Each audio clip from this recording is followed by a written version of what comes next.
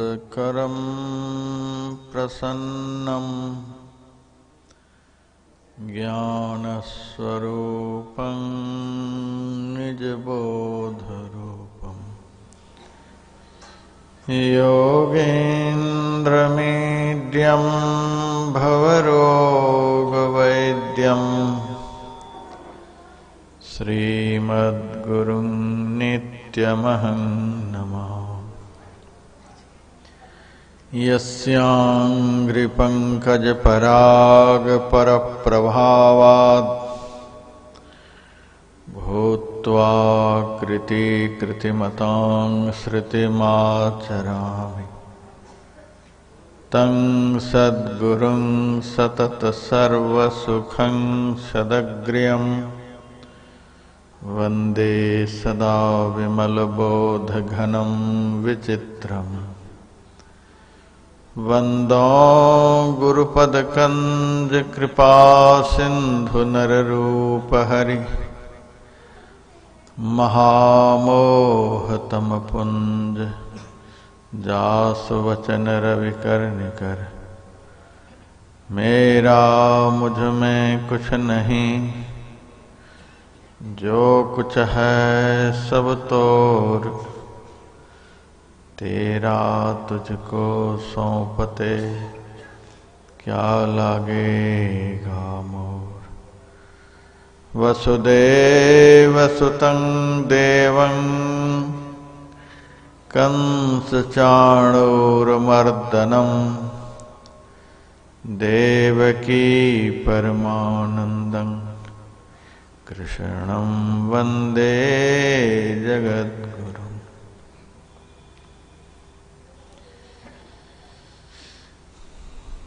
पंचदिवसीय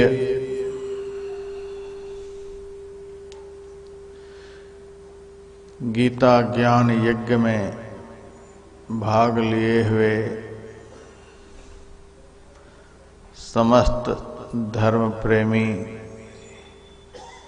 माताओं तथा बहनों,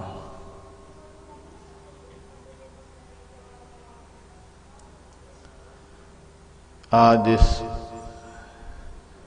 महानतम ज्ञानमय यज्ञ का परिसमापन दिवस है। थोड़े से शब्दों में भगवान श्री कृष्णचंद्र के मुंह से निःसृत ज्ञानमय गंगा में आप लोगों को अवगाहन कराने का प्रयास करूंगा।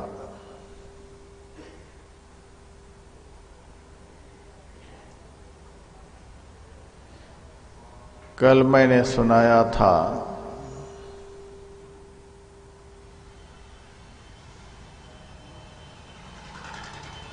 अंतकाल में मृत्यु के समय में जैसा चिंतन मनुष्य से होता है, उस चिंतन के अनुरूप ही उसको आगे शरीर मिलता है।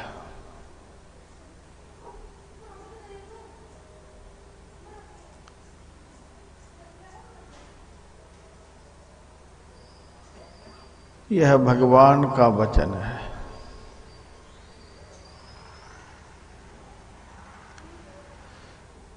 यहाँ पर बैठे हुए अथवा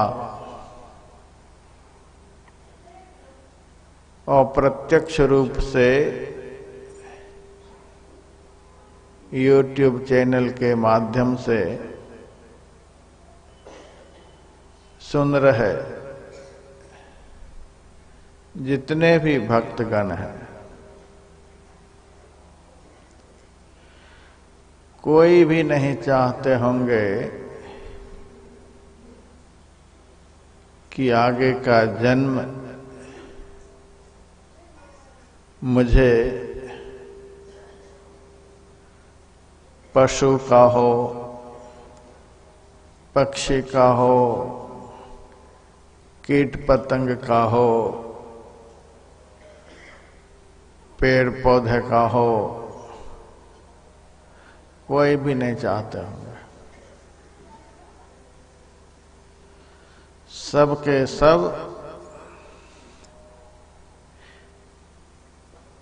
यहाँ से जाने के बाद कम से कम मनुष्य तो जरूर बनना चाहते हैं। और इतना तो जरूर करके यहाँ से जाना चाहिए कि यह मनुष्य शरीर पुनः हम लोगों को हाथ लग जाए। यह शरीर यदि हाथ से निकल गया तो इससे बड़ा नुकसान दुनिया में और कोई भी नहीं हो सकता है।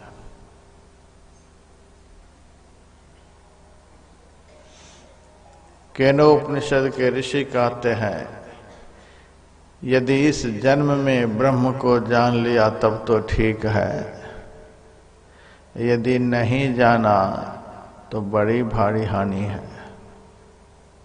इसलिए बुद्धिमान लोग समस्त प्राणियों में ब्रह्म को उपलब्ध करके इस लोक से जाकर मरकर अमर हो जाते हैं। इस जन्म से तात्पर्य मनुष्य जन्म से। और यह जन्म खास तौर से अपना कल्याण करने के लिए ही मिला है। और कोई धंधा हम लोग यहाँ कर पकड़ लेते हैं तो हम अपने रास्ते को छोड़ देते हैं, हम दूसरा रास्ता अपना लेते हैं, दुख का मार्ग पकड़ लेते हैं। खाना पीना सोना ऐश आराम करना, जनसंख्या को बढ़ा देना, दुख क्लेश, ये सब के सब पशु के जीवन में भी, पक्षी के जीवन में भी और मनुष्य के भी जीवन में बिल्कुल बराबर है। आहार निद्रा भय मैथुनंच सामान्य में तत्पशुभिर नराना, यह सब सबके साथ लगा हुआ है। सुबह से शाम हम लोग भी इसी चक्कर में हैं, आहार निद्रा भय मैथुन में, और पशु पक्षी भी इसी चक्कर में रहते हैं। फिर हमारे में और पशु पक्षी में अंतर क्या रह गया? भगवान ने 84 लाख प्रकार के शरीरों में सबसे उत्तम शरीर हमको दिया है। कुछ सोच करके ही तो दिए होंगे। सबसे उत्तम शरीर भगवान ने हम लोगों को दिया है। किस लिए? सबसे उत्तम काम करने के लिए। जो काम और किसी से नहीं हो सके, वह काम यदि हम कर रहे हैं तो समझिए यह उत्तम शरीर सार्थक है। जो काम सब शरीरधारी कर रहे हैं वही हम भी कर रहे हैं, तो हमारे में और पशु में क्या अंतर है? तो जिस भगवान ने उत्तम शरीर हमको प्रदान किया है, उस भगवान में इतनी ताकत है कि इस उत्तम शरीर को आपसे छीन लेंगे।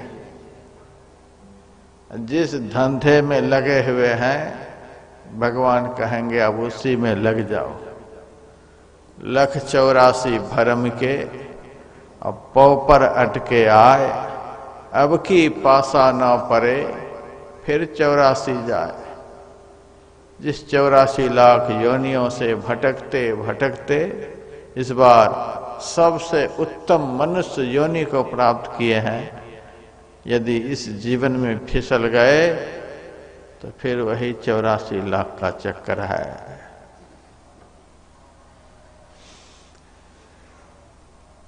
हम टहलने के लिए प्रतिदिन आश्रम से 5 बजे निकलते हैं, कभी कुछ पहले भी निकल जाते हैं।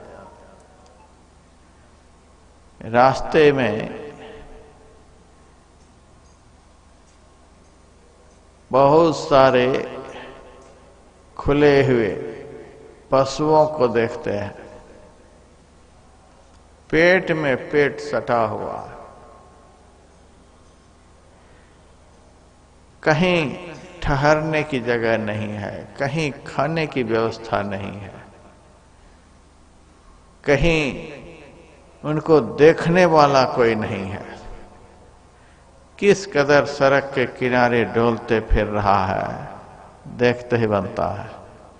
लेकिन कोई इलाज है? कोई इलाज नहीं है। कुत्ते को देखता हूं, बिल्ली को देखता हूं, और भी बहुत तरह के पशुओं को देखता हूं, किस तरह से ठंडियों में तड़प रहे हैं, सुख पाने के लिए तरस रहे हैं, देखते ही बनता है। हम लोग देखिए कितने आनंद में हैं, बैठने के लिए कितनी अच्छी अच्छी व्यवस्था है, पहनने के लिए कितनी अच्छी अच्छी व्यवस्था है, रहने के लिए कितनी अच्छी अच्छी व्यवस्था है, खाने के लिए कितनी अच्छी अच्छी व्यवस्था है, सोने के लिए कितना ऐसो आराम है। बाथरूम सब देखिए चमकता रहता है। इतनी सुव्यवस्था में हम लोग जी रहे हैं, और अन्य शरीरधारियों को हम देख रहे हैं कि किस तरह से वे सुख के लिए, आराम के लिए तड़प रहे हैं, तरस रहे हैं। शास्त्रकार कहते हैं, संत लोग कहते हैं, भगवान कहते हैं, यदि बिना भजन किए यह शरीर हाथ से निकल गया तो इससे बड़ा और कोई नुकसान नहीं है। व्यापार और भी दुनिया के धंधे बंद हो जाएं, कोई बड़ा नुकसान नहीं है, लेकिन बिना भजन किए मनुष्य जीवन हाथ से निकल जाए तो बड़ा भारी नुकसान है। गुरु नानक देव जी कहते, नहीं ऐसो जन्म बारंबार, का जान्यो कछ पुण्य प्रकटियो, तेरो मानुखा अवतार। क्या पता किस पुण्य के प्रभाव से हम मनुष्य के रूप में अवतरित हुए हैं। इतना तो जरूर पूंजी इकट्ठी करके जाएं कि आगे का जन्म मनुष्य का मिले। कल का यही विषय था। यंग यंग वापि स्मरण भावम त्यजत्यन्ते कलेवरंग तंग तमे वैति कौन्ते सदा तद्भाव भाविता। हे अर्जुन, अंत काल में जीव जो जो चिंतन करता है वही वही वह होता है, यही जन्म का कारण है। और राजस्थान की सहजोबाई कहती है, रहे वासना द्रव्य मझारा, जन्मे नाग होय पुनिकारा। अंत काल में धन दौलत का चिंतन करता हुआ कोई मर जाए तो धन का चिंतन क्या बनाएगा? धन कमाने के लिए आदमी क्या कुकर्म नहीं कर रहा है। जिस किसी भी तरह से धन हो जाए, सब कुछ कर रहा है धन के लिए, लेकिन उस धन के चिंतन मनुष्य को क्या बना देगा? सहजबाई कहती है, जन्मे नाग होय पुनिकारा, सर्प की योनि मिलेगी। यह कोई मत समझना कि महाराज जी ऐसी ऐसी बातें सुना करके हम लोगों को डरा धमका रहे हैं। यहाँ डराने धमकाने की बात नहीं। इस मंच पर से और इस मुंह से जो जो बातें निकलेंगी पत्थर पर की लकीर के समान होंगी। दुनिया में कोई टाल नहीं सकता है। मैं अपनी बात कभी भी इस मुंह से नहीं निकालता हूं, न इस मंच पर से। संत की बात बोलता हूं, शास्त्र की बात बोलता हूं, भगवान के मुंह से निकले हुए वचन को बोलता हूं। संत वचन पलटे नहीं, पलट जाए ब्रह्मांड। ब्रह्मांड पलट जाएगा, लेकिन संत के मुंह से निकला हुआ वचन कभी पलट नहीं सकता है। इसीलिए सावधान हो जाना है। सहजबाई कहती हैं, धन का चिंतन करता हुआ जिनका शरीर पूरा हो जाएगा। सारे जीवन धन में ही मन लगाए हैं तो अंत काल में भगवान का चिंतन होगा। दिन भर जो काम आदमी करता है उसी काम के अनुरूप रात में वह स्वप्न देखता है। दिन भर चोरी करने वाला, दिन भर डाका डालने वाला, दिन भर कुकर्म करने वाला रात में पवित्र स्वप्न देखे, यह कभी संभव नहीं है। दिन का किया हुआ कर्म ही रात में स्वप्न में दिखलाई देता है। उसी तरह से सारे जीवन का किया हुआ कर्म ही अंत काल में दिखलाई देता है। उसी कर्म का अंत काल में चिंतन होता है। तो सहजोबाई कहती हैं, धन का चिंतन करते करते यदि प्राण निकल गए तो सर्प की जोनी मिलेगी। कोई सांप बनना चाहते हैं? एकदम नहीं बनना चाहते, लेकिन बनना ही पड़ेगा। यदि धन का ही चिंतन दिन रात होता रहा तो बनना ही पड़ेगा। संत का वचन है। राज दरबार का चिंतन करता हुआ किसी का शरीर पूरा हो गया तो हाथी का शरीर मिलकर के रहेगा। कोई कामी पुरुष किसी नारी का चिंतन करता हुआ देह का त्याग कर दिया तो स्वपच घर में, चांडाल घर में कुत्ता बनकर वह जन्म लेगा। कोई नारी पर पुरुष का चिंतन करती हुई देह का त्याग करेगी तो निकृष्ट घर में कुत्ती बनकर जन्म लेगी। सहजबाई कहती है। अंत काल में कोई विषयी पुरुष पुत्र का चिंतन करता हुआ देह का त्याग करे तो धोबी के घर गधा बन करके वह जन्म लेगा। इस प्रकार से सहजोबाई ने बड़ा भारी लिस्ट दिया। अंत काल में यह चिंतन होने से यह ऐसा शरीर, ऐसा चिंतन होने से ऐसा शरीर। भक्तों ने कहा, बाई कृपा करके अब यह बताओ कि अंत काल में क्या चिंतन होने से, किसका चिंतन होने से कम से कम मनुष्य का शरीर मिलता है?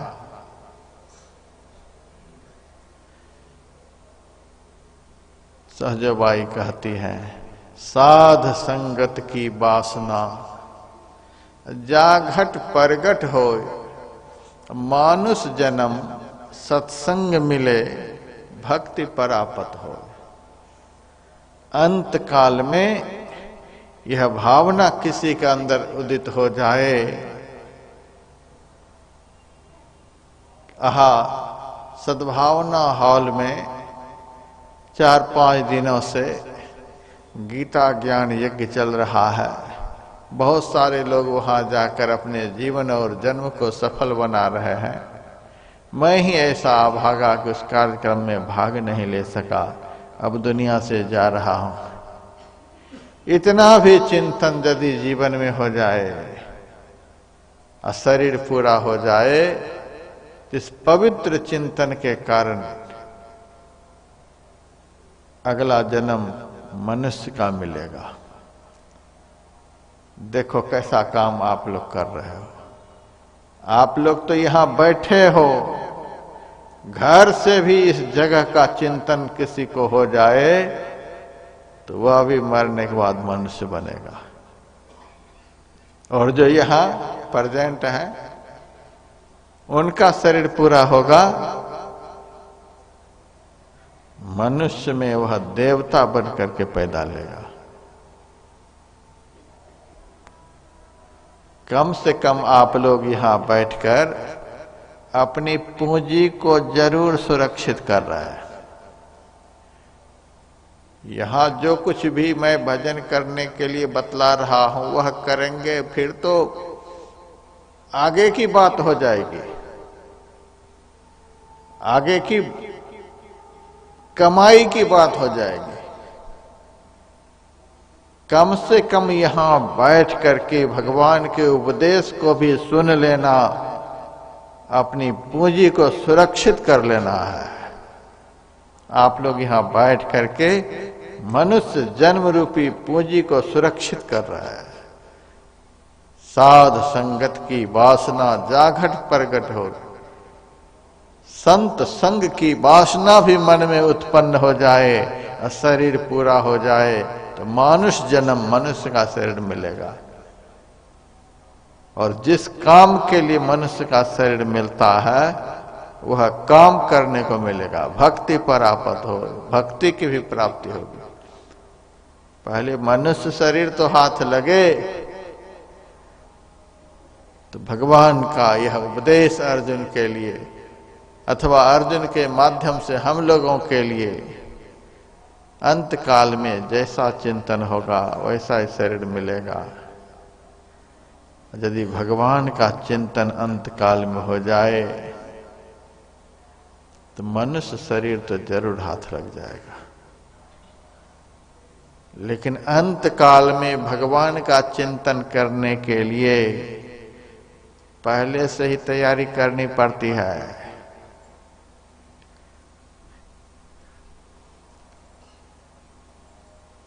परीक्षा की तिथि जब निश्चित हो जाती है तो बच्चे परीक्षा देने के लिए बहुत तैयारी को तेज कर देते हैं, खूब तैयारी करते हैं। जो जितनी तैयारी करके जाते हैं वे परीक्षा के दिन उतना ही अधिक सफल होते हैं। तैयारी ही नहीं किए।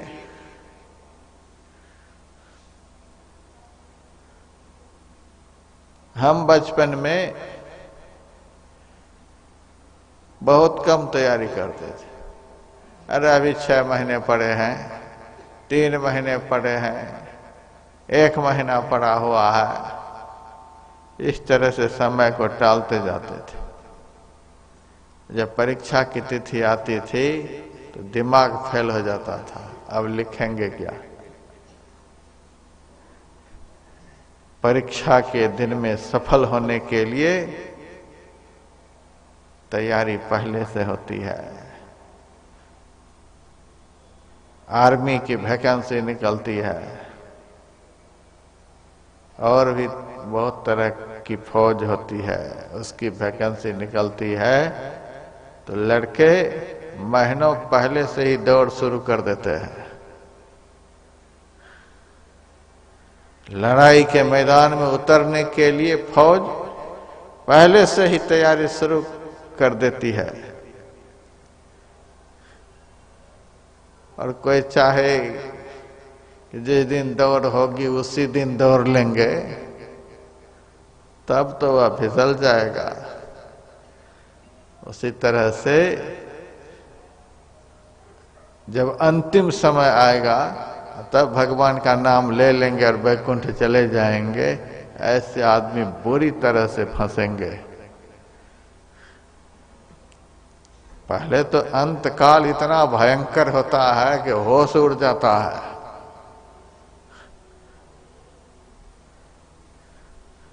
प्राणपयान समय कफवात पित्त कंठावरोधन विधो स्मरणम कुतस्ति। जब इस शरीर से प्राण निकलने लग जाता है तो कफ पित्त वात से गला अवरुद्ध हो जाता है। ऊपर का श्वास ऊपर ही, नीचे का श्वास नीचे ही, दम घुटने लग जाता है। उस समय स्मरण कहां से होगा? एक एक क्षण कल्प के समान व्यतीत होता है। 1,00,000 बिच्छू डंक के समान पीड़ा होती है अंत काल में। उस भयंकर पीड़ा काल में स्मरणम कुतस्ति, स्मरण कहां से होगा? अंत काल बड़ा दुखदायक होता है। रामायण में तो लिखा हुआ है, जन्म जन्म मुनि जतन कराही, अंत राम कहे आवत नाही। जन्म जन्म से भजन करने वाला अंत काल के भयंकर दुख में भजन को भूल जाता है। सारे जीवन कुकर्म करने वाला, अशुभ कर्म करने वाला, और अंत काल में भगवान का स्मरण कर लेगा? यह कभी संभव है? आदमी समय को टालते जा रहा है। टाला टूली दिन गया, ब्याज बढ़नता जाए, ना गुरु भजय न खत कटे, काल पहुंचा आए। समय को टाल रहे हैं हम लोग, अच्छा करेंगे अच्छा करेंगे। भगवान ने दूसरे श्लोक में अर्जुन से कहा, तस्मात् सर्वेषु कालेषु माम नुस्मर युद्ध च। अर्जुन तू सर्वकाल में मेरा स्मरण कर। सर्वकाल का अर्थ होता है हर समय, 24 घंटे। 1 मिनट भी स्मरण छूट जाएगा तो उसी 1 मिनट में मन के अंदर संसार का स्मरण इतना भर जाएगा कि पता नहीं फिर कब तक में भगवान का स्मरण वह शुरू करेगा। पाप की ओर इतनी तेजी से मन भागता है, उतनी तेजी से और कहीं भी नहीं जाता है। पाप की ओर भागने की आदत जन्म जन्म से है। भजन की ओर भगाने की आदत तो अब शुरू की है। जन्म जन्म से जो आदत पड़ी हुई है उस ओर मन बहुत जल्दी भागता है। भजन की आदत कितना हम लोग लगाए हैं, लगाते ही नहीं। बुरी बुरी आदत से मन को कभी फुर्सत देते ही नहीं। भजन की आदत कहां से लगाएंगे? जो दिन रात भजन की आदत लगाने वाले वे भी अंत काल में फिसल जाते हैं। जो दिन रात भोग की आदत लगा रखे हैं उनसे अंत काल में भजन हो जाए, यह कभी संभव नहीं है। गीता में यदि श्रद्धा हो, भगवान के वचनों में यदि श्रद्धा हो तो इस विषय को ध्यान से सुन लें कि अंत काल में जैसा चिंतन होगा वैसा शरीर मिलेगा। और हम नहीं चाहते कि आप लोग घाटे में पड़ जाएं। मनुष्य शरीर हाथ से निकल गया, बहुत घाटे में पड़ जाएंगे। 2.25 अरब वर्ष के बाद फिर भी अपना दावा नहीं चल सकता। भगवान ही दया करेंगे तो मनुष्य का शरीर देंगे। इतना लंबा नुकसान, इस नुकसान से इस जीवन में अपने को बचा लेना है। इसके लिए ही भगवान ने कहा, तो सर्वकाल में मेरा स्मरण कर, हर समय स्मरण कर। भगवान का स्मरण करना दुनिया के सब काम से सहज है, दुनिया के हर काम से सुलभ है। दूध पीने के लिए भी आदमी को प्रयास करना पड़ता है, मुंह में लेना पड़ेगा, फिर घुटना पड़ेगा, फिर अंदर ले जाना पड़ेगा।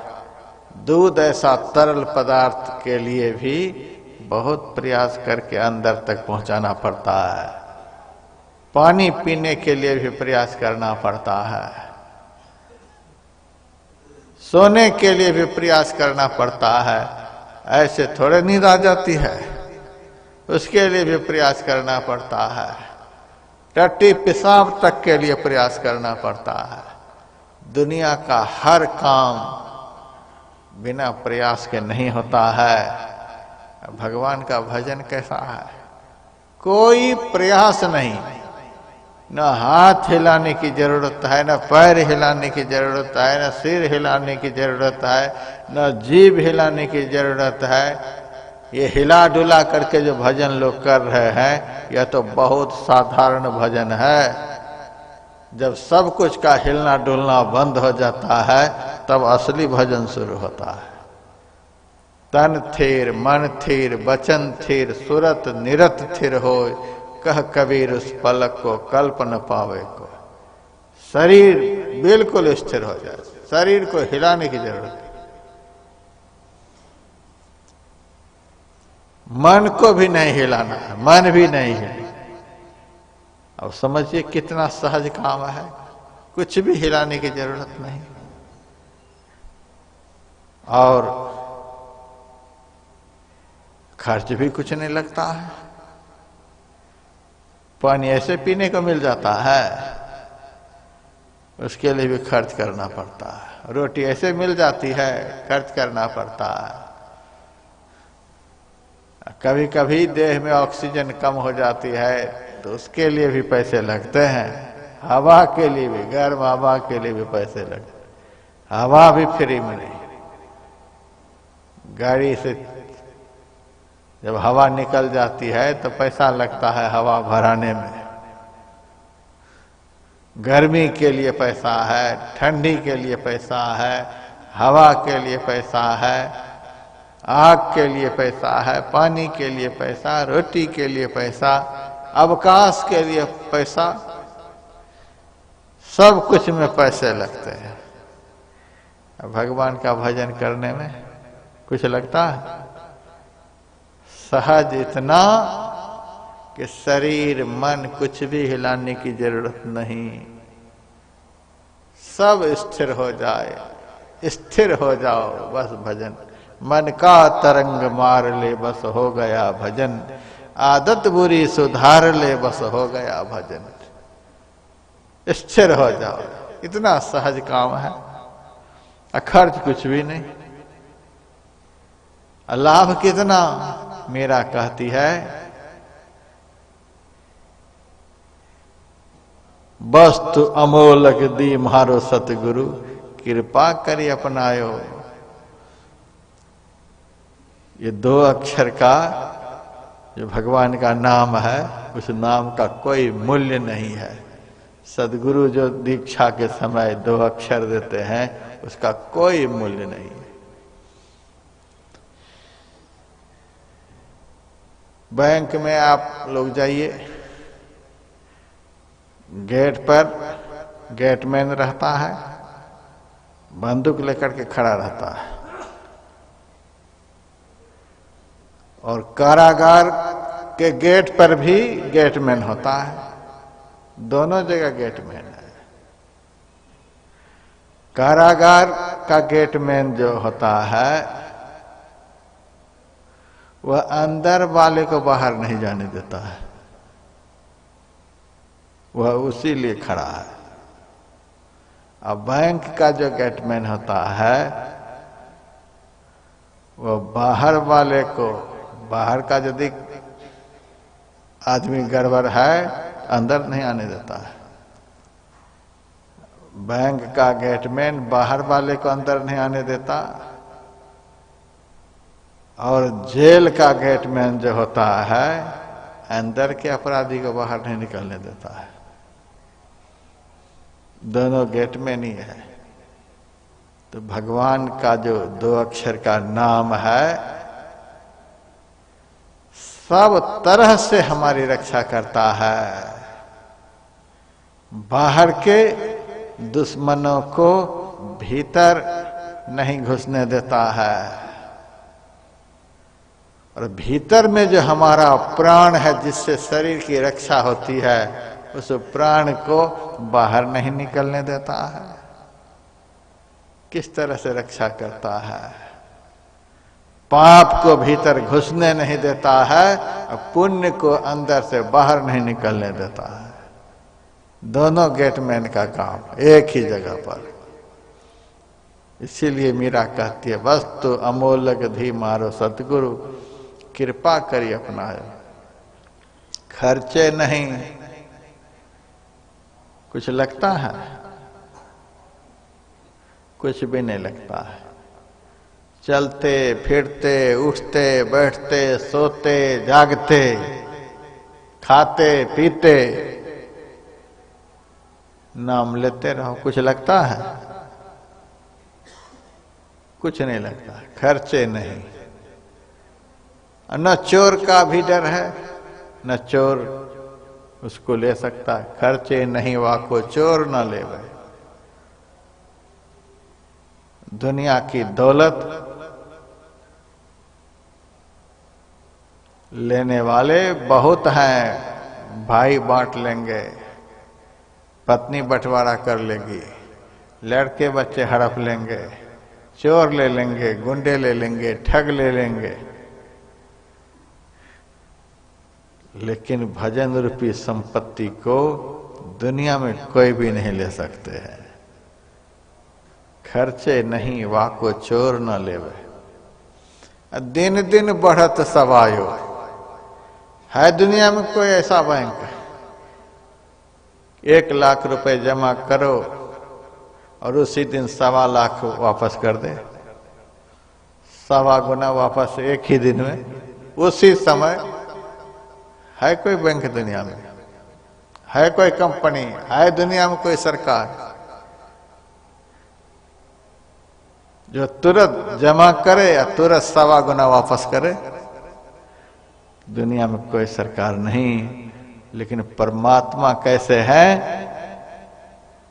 कि दिन दिन बढ़त सवायो, सुमिरन करो उसका फल 1.25 गुना, सुमिरन करो उसका फल 1.25 गुना। एक बार नाम लो 1.25 गुना वो बढ़ता जाएगा, प्रतिक्षण 1.25 गुना बढ़ता जाएगा, बढ़ता जाएगा।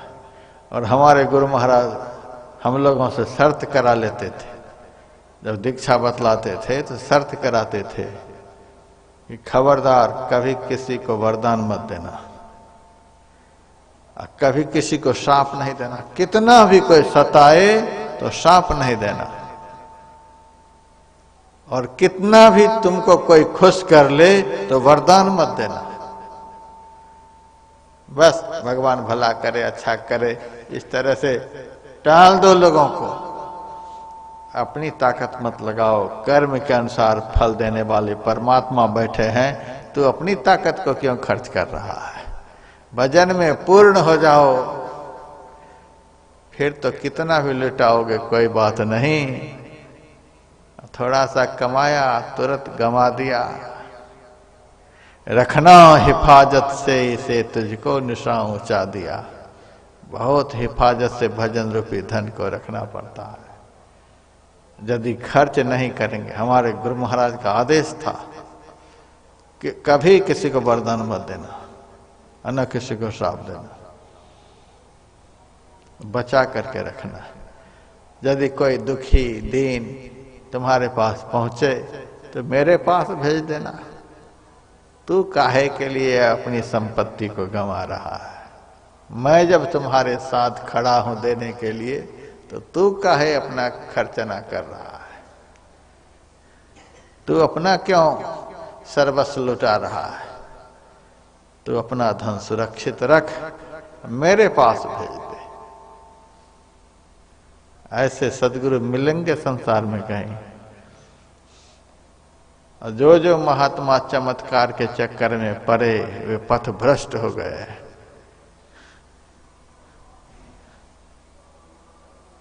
खूब नाम कमा लिए, दुनिया में तूती बोलने लग गई, लाखों करोड़ों भक्त आगे पीछे चलने लग गए। चमत्कार दिखा दिखा करके लाखों करोड़ों को जोड़ लिए, भजन तो छूट गया। मान बड़ाई जब ते आई, तब से किस्मत फूटी, स्वामी स्वामी होवन लागे लगन राम से छूटी। चमत्कार दिखाते दिखाते दिखाते भजन की पूंजी खत्म हो गई, मान सम्मान बहुत बढ़ गया और भजन रूपी धन को गंवा दिया। ऐसे सब महात्मा आज जेल में सड़ रहे हैं। ताकत नहीं है कि हम बाहर निकल जाए। सारे भगत उनके लिए भजन कर रहे हैं तो भी नहीं निकल पा रहे। गुरु को छुड़ाने के लिए चले भजन कर रहे हैं। भगवान कृष्ण का तो जन्म ही जेल में हुआ। जेल में जन्म हुआ भगवान कृष्ण का। जैसे जन्म हुआ जेल का फाटक खुल गया, अपने आप फाटक खुल गया। ऐसे भगवान का उपदेश मैं सुना रहा हूं आपको, जिनके प्रकट होते ही वसुदेव और देवकी जिस कारागार में कैद थे, कारागार का फाटक खुल गया, अंधेरा खत्म हो गया। जो दुष्ट दुर्जन पहरा कर रहा था, ऐसी नींद की झोंके आई, सब बेहोश हो गए। कब वसुदेव जी भगवान कृष्ण को लेकर मथुरा से गोकुल पहुंचे, कब गोकुल से वापस आए, कुछ पता नहीं चला। ऐसे को भगवान कहते हैं, जन्म लेते ही फाटक खुल गया। और उनके लिए तो खुल ही गया, उनके भक्त के लिए खुल गया। जो खुद भी नहीं निकल सके वे दूसरे को क्या निकाल सकते हैं।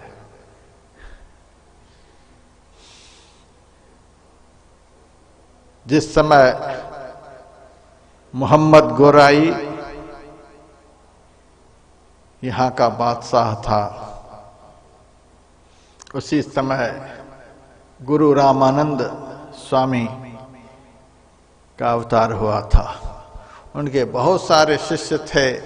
बहुत सारे शिष्यों में संत कबीर भी उनके शिष्य थे। मोहम्मद गोराई इतना सख्त बादशाह था कि जो भी साधु संत महात्मा फकीर पीर उनके सामने से गुजरता, सबको बुला करके यही पूछता, तुमने ईश्वर को देखा है?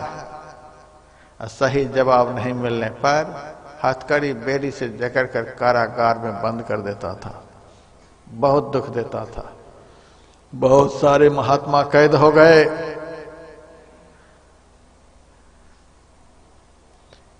एक दिन रामानंद स्वामी ने कबीर से कहा कि कबीर, बहुत सारे महात्मा कारागार में कैद हो चुके हैं, उनको कारागार से छुड़ाना है। कबीर साहब ने कहा, कैसे छुड़ाया जाएगा? रामानंद स्वामी ने कहा, तुम मोहम्मद गोराई के पास जा सकते हो? कहा, चला तो जाऊंगा मैं किसी के पास। कहा, तुमसे पूछेगा ईश्वर को देखा है तो जवाब क्या देगा? कबीर साहब ने कहा, जवाब मैं दे दूंगा। हमने तो नहीं देखा है, लेकिन हमारे सदगुरु ने ईश्वर को देखा है। तुम्हारी इच्छा हो तो वे तुमको दिखला सकते हैं, चलो मेरे साथ। कबीर गए और उनसे भी यही प्रश्न पूछा और उन्होंने कहा, चलो मेरे गुरु के पास, वे दिखला देंगे। मोहम्मद गोराई कबीर के पीछे पीछे चले। रामानंद स्वामी के पास जब पहुंचे तो उनसे पूछा, आपने ईश्वर को देखा है? उन्होंने कहा, हाँ मैंने देखा है। तो मुझे दिखला सकते हैं? हाँ मैं दिखला सकता हूं। तो दिखलाइए। कहा, चल मेरे पीछे। आगे आगे रामानंद स्वामी, उनके पीछे कबीर साहब, कबीर साहब के पीछे मोहम्मद गोराई। जाते जाते जाते रास्ता के बगल में एक बहुत विशाल मकान बना हुआ था, पलस्तर नहीं हुआ था। एक बहुत बारीक छेद था उस मकान के अंदर। रामानंद स्वामी देखते ही देखते अपने शरीर को इतना सूक्ष्म बना लिया कि उसी छेद होकर मकान के अंदर चले गए और अंदर से ही कहते हैं, कबीर तू भी आ जा। कबीर भी कोई साधारण थोड़े थे, उन्होंने भी अपने शरीर को महासूक्ष्म बना लिया और अंदर चले गए। अब अंदर से रामानंद स्वामी कहते हैं, मोहम्मद गोराई ईश्वर दर्शन देने के लिए खड़े हैं, आजा जल्दी से। अब तो मोहम्मद गोराई का हौसला पस्त हो गया, किस महात्मा के चक्कर में पड़ गए, ये दोनों तो हवा में घुस गए महल में। अब उनको तो घुसने का कोई ज्ञान ही नहीं। इन्होंने कहा, हम कैसे घुसेंगे? तब रामानंद स्वामी ने कहा, मूर्ख, जिस मकान का छेद दिखलाई दे रहा है, इस आंख से यह छेद दिखलाई दे रहा है, उस छेद होकर के तो घुस नहीं पा रहा है। जिस छेद में घुसने के बाद ब्रह्म का साक्षात्कार होता है, वह छेद तो एक बाल के 1000वां भाग से भी बारीक है। उस छेद में घुसे बगैर कैसे भगवान का दर्शन होगा? उसी छेद का नाम ब्रह्मरंध्र है, सुषुम्ना मार्ग है, 10वां द्वार है। उस छेद में घुसे बगैर ब्रह्म को देखने का प्रयास कर रहा है, नहीं देख पाओगे। आ जाओ, दर्शन कराता हूं। चरण में पड़ गए मोहम्मद गोराई। देखिए, संत ऐसे होते हैं, शरीर को ऐसा सूक्ष्म बना लिया। बना ले कोई शरीर को सूक्ष्म, 1 मिनट में जेल से बाहर हो जाएगा, सब बाहर हो जाएगा। ये तो अंदर की ज्योति का दर्शन होने मात्र से सिद्धि प्राप्त हो जाती है। अणिमा, महिमा, गरिमा, लघिमा, प्राप्ति, प्राकाम, ईशित, वसित, ये 8 सिद्धियां, छोटा से छोटा हो जाना, बड़ा से बड़ा हो जाना, भारी से भारी हो जाना, हल्का से हल्का हो जाना, सबके अंदर में प्रवेश कर जाना, सबके मन की बात को जान लेना, सब जगह एक ही समय में पहुंच जाना, बहुत शरीर को एक बार में बना लेना, ये सारी सिद्धियां तो अंदर के प्रकाश का दर्शन होते ही प्राप्त हो जाती है। और साधना कितनी बची हुई रहती है वह कह नहीं सकते हैं। यह तो शुरुआत में ये सारी सिद्धियां प्राप्त हो जाती हैं। गोस्वामी लक्ष्मीनाथ परमहंस को नेपाल के राजा ने कारागार में बंद कर दिया। उनके साथ के शिष्य रो रहे हैं। लक्ष्मीनाथ परमहंस ने कहा, अरे मूर्ख, रोता है क्यों? यह पागल राजा हवा को कैद कर रहा है। जिस रास्ते से हम लोग आए हैं उसी रास्ते में तू जा, मैं आगे मिल जाऊंगा। सारे शिष्यगण रोते हुए चले जा रहे हैं। 10-12 किलोमीटर जब दूर निकल गए तो गोस्वामी लक्ष्मीनाथ परमहंस हवा की तरह कारागार से बाहर हो गए। शिष्यगण देखते हैं, उनके सामने ही एक पेड़ के नीचे बाबा जी ध्यान लगाए बैठे हुए। देखते ही चकित हो गए, देखो बाबा जी वहां बैठे हैं, बाबा जी वहां बैठे हैं। राजा ने सिपाहियों को ऑर्डर दिया, एक बार जाकर देखो महात्मा किस हालत में है। तो सिपाहियों ने कहा, महात्मा है कहा? महात्मा तो गए। चले गए, घुड़सवार को दौड़ाया, जाओ चरण पकड़ कर बुला करके लाओ, वह सिद्ध महात्मा है। घुड़सवार जब गया, देखता है महात्मा तो सामने है। चरण पकड़ लिए, महाराज राजा साहब बुला रहे। कहा, गया था उद्धार करने के लिए उनका, लेकिन ऐश्वर्य मद में वह इतना अंधा हो रखा था कि उनके भाग्य में उद्धार होना नहीं लिखा था। अब मेरी कृपा पाने के लिए मेरे पास उसको आना पड़ेगा, मैं वापस होने वाला नहीं।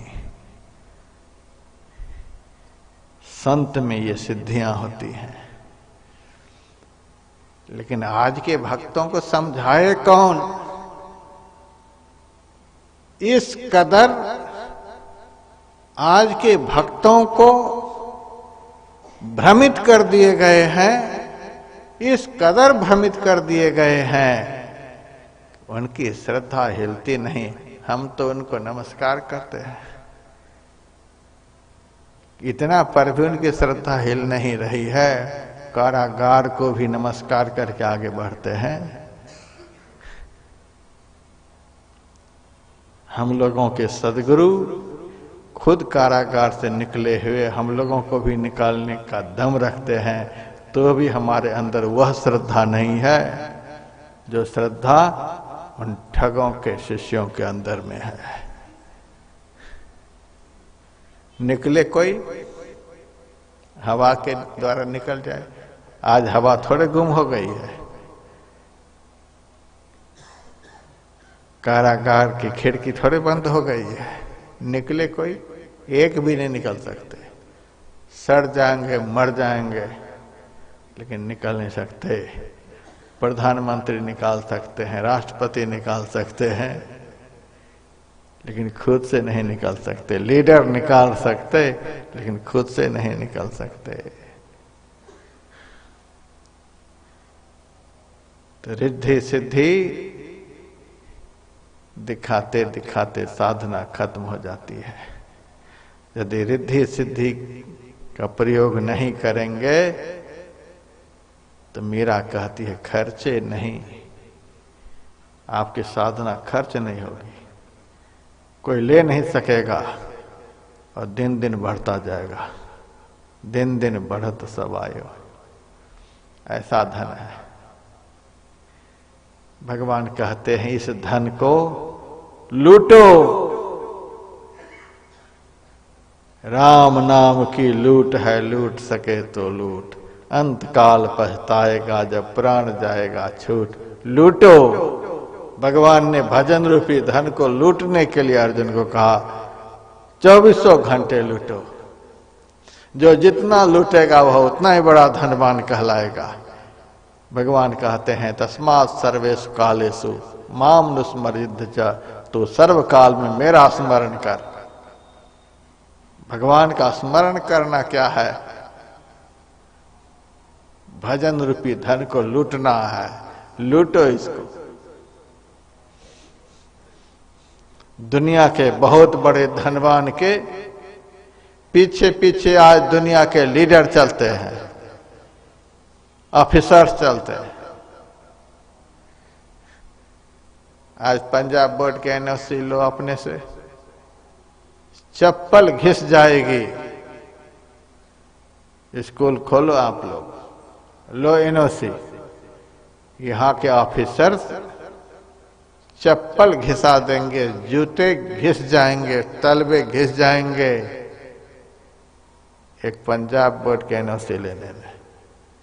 दलाल को 2 लाख रुपए दे दो। यदि आपके जेब गर्म है 2 लाख खर्च करो, आपके जेब में ला करके एनओसी रख देंगे।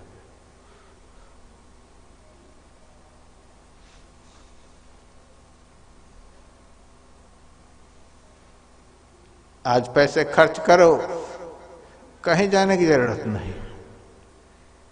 सारी कागजात आपकी जेब में घुसा देंगे।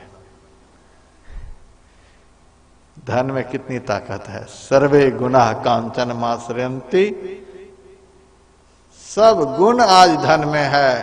धन आपके पास है तो दुनिया के सारे लीडर आपकी मुट्ठी में, दुनिया के सारे ऑफिसर्स आपके मुट्ठी में, दुनिया के सारे चोर गुंडे पुलिस आपकी मुट्ठी में। वो जो चाहे सो करें। तो दुनिया का नश्वर धन भी बहुत मात्रा में किसी के पास है तो दुनिया के सारे लोग उसकी मुट्ठी में। और भजन तो अविनाशी धन है।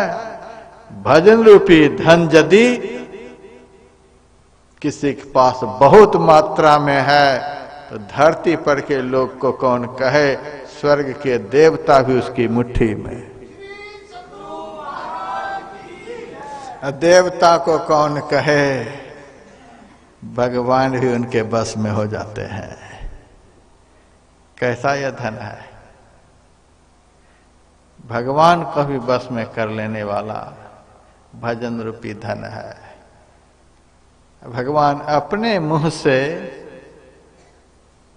अपने को बस में कर लेने वाला उपाय अपने भक्त को बतला रहे हैं। तो सर्वकाल में मेरा स्मरण कर और युद्ध भी कर।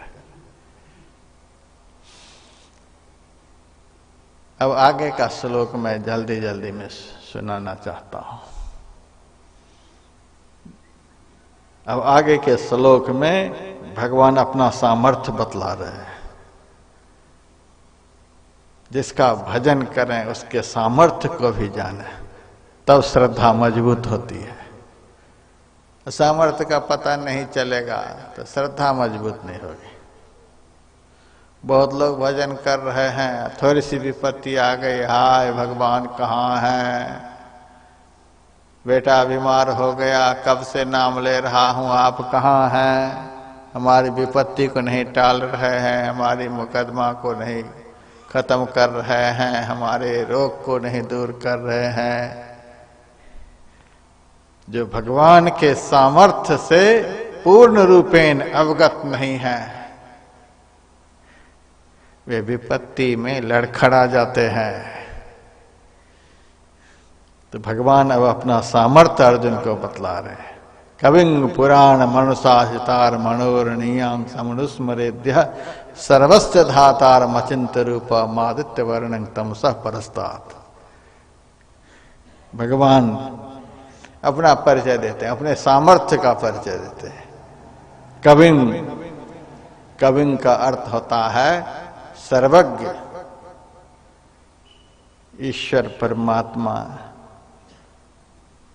जिनका स्मरण हमें नित्य निरंतर करना है। वे कैसे हैं, सर्वज्ञ, सब कुछ जानने वाले। आपका पूरा परिचय उनको है। आप उनका भजन कर रहे हैं तो आप यह समझ लीजिए कि हमको वो पूरी तरह से जानते हैं। भजन करने वाले को भगवान के प्रति ऐसी निष्ठा होनी चाहिए, वे हमें पूरी तरह से हमको जानते हैं। सर्वज्ञ का यही अर्थ होता है, सब कुछ जानने वाले। आपका भी सब कुछ जानते हैं, आपके बाप का भी सब कुछ जानते हैं, आपके भाई का भी सब कुछ जानते हैं। दुनिया में जितने भी प्राणी हैं, सारे प्राणियों के विषय में सब कुछ जानते हैं। सारी हिस्ट्री उनके हाथ में है। हमारे शरीर में कोई रोग हो गया, लाख उपाय कर रहे हैं, रोग छूट नहीं रहा है। हम नहीं जानते हैं यह रोग किस कारण से आया है, क्या कारण है जो लाख दवाई खाने पर भी छूट नहीं रहा है। हम नहीं जानते हैं, लेकिन भगवान सब जानते हैं, इस कारण से यह रोग हुआ है। हमारे जीवन में विपत्ति आ जाती है, कोई नुकसान हो जाता है, हमको पता नहीं है, इसीलिए रोते हैं। भगवान सब जानते हैं, इस कारण से यह विपत्ति आई है। उनको सारा पता है। तो हम लोगों को अपने भगवान के प्रति ऐसी निष्ठा रखनी है कि वे हमारे विषय में सब जानते हैं। सब कुछ जानते हुए भी वे कोई हल नहीं कर रहे हैं, तो इसमें भी कुछ कारण है। वो कारण भी वही जानते हैं, हम नहीं जानते हैं। तो पहली बात, हम भले उनको नहीं पहचानते, वे हमको अच्छी तरह से पहचानते हैं। इसीलिए उनसे छल प्रपंच मत करना, धोखाधड़ी उनसे मत करना। निष्कपट साधना करने की जो बात है, निर्मल मंजन सो मोहि पावा, मोहि कपट छल छिद्रन बावा, बिल्कुल साफ सुथरा होकर के उनके सामने जाना है, क्योंकि वे सब कुछ जानते हैं। हम लोग जब फ्लाइट से एक शहर से दूसरे शहर में जाते हैं, एयरपोर्ट पर हमारे सामान की जांच होती है, हमको भी पता नहीं होता है कि अटैची में क्या सब है, झोला में क्या सब है, हमको पता नहीं है। हमारे अटैची को, हमारे झोला को हमारे साथ का सेवक तैयार करके हमको देता है, हमको पता नहीं है। हम जब खोलते हैं तब पता चलता है यह सब सामान है, हमको पता नहीं। जब जांच केंद्र पर अटैची पहुंचती है तो तुरंत बता देते, महाराज कैंची भी इसमें है, ब्लेड भी है इसमें। हम कहते हैं कि यह सब तो हमने नहीं लिया है, नहीं, खोल करके दिखलाई है इसमें। एक साधारण सरकार की बनाई हुई मशीन, एक साधारण वैज्ञानिक की बनाई हुई मशीन में इतनी कलाकारी है कि वो मशीन सब कुछ जानती है, कितना भी आप छिपाव करिएगा सब कुछ जानती है। रायपुर में कुछ पैसे हमारे पास थे, भक्तों ने दिया था, तुरंत मशीन में जांच करके बता दिया कि महाराज 50,000 की इतनी गड्डी है आपके अटैची में, साफ साफ बता दिया। हमको भी पता नहीं था, हमने गिना भी नहीं था, जो दिया रख लिया और वो बता दिया। यहाँ के वैज्ञानिक जो आधे अधूरे वैज्ञानिक हैं, उनकी बनाई हुई मशीन में इतनी जानकारी है कि आप नहीं जानते हैं, लेकिन मशीन सब कुछ जानती है। परमात्मा तो पूरे वैज्ञानिक हैं, वैज्ञानिक को भी पैदा करने वाले तो वे ही हैं। अज विज्ञान रूप बल धामा, अनंत विज्ञान के स्वरूप परमात्मा, उनसे आप छिपाव कर लेंगे, लेकिन हम लोग छोड़ते नहीं हैं उनको भी। जासन कर्म छिपावत हो, वह देखत है घट में घर छाए। ये आपके भीतर में बैठ करके आपका सब कुछ देख रहा है। तो भगवान की निगाह से हम बच नहीं सकते हैं, उनको सारा पता है, वे सर्वज्ञ हैं, सब कुछ जानने वाले हैं। ये हमें इसीलिए इतना डिटेल से बता रहा हूं कि आप साफ सुथरा हो जाए, वहां छिपाओ नहीं। हम लोग तो पूछते हैं किसी से, कहो क्या हाल समाचार भगत जी, खा करके तो आया है हलवा पूरी, लेकिन कहता अरे महाराज किसी तरह से दाल रोटी चल रही है। जैसे महात्मा ले लेगा, इतना दबे जवान से समाचार बताता है, कहीं ज्यादा खुशी बता देंगे तो कुछ मांग ना बैठे, किसी तरह से महाराज दाल रोटी चल रही है। चलो हमसे दाल रोटी बता रहा है, उस मालिक से इस तरह से बोलेगा तो हलवा पूरी बंद कर देगा, दाल रोटी पर ही खड़ा कर देगा। इसीलिए वहां धोखाधड़ी मत करना। यह रास्ता बिल्कुल साफ सुथरा है, चलने वाले को बिल्कुल साफ सुथरा होना पड़ेगा। जासन कर्म छिपावत हो, वह देखत है घट में घर छाए। एक महात्मा भिक्षाटन करता हुआ कहीं जा रहा था, रास्ते में सिनेमा का पोस्टर दीवार में चिपका हुआ था। सिनेमा का पोस्टर तो ऐसा ही होता है। महात्मा की दृष्टि पड़ी, पक्का महात्मा था नहीं, कच्चा ही था। चित्र का प्रभाव चरित्र पर पड़ता है, जैसा चित्र आदमी देखेगा उसका चरित्र वैसा ही बनेगा। आजकल कि माँ पिता अपने छोटे छोटे बच्चे के हाथ में मोबाइल पकड़ा देते हैं, अपनी गोद में लेकर के मोबाइल खोलकर सामने देते हैं।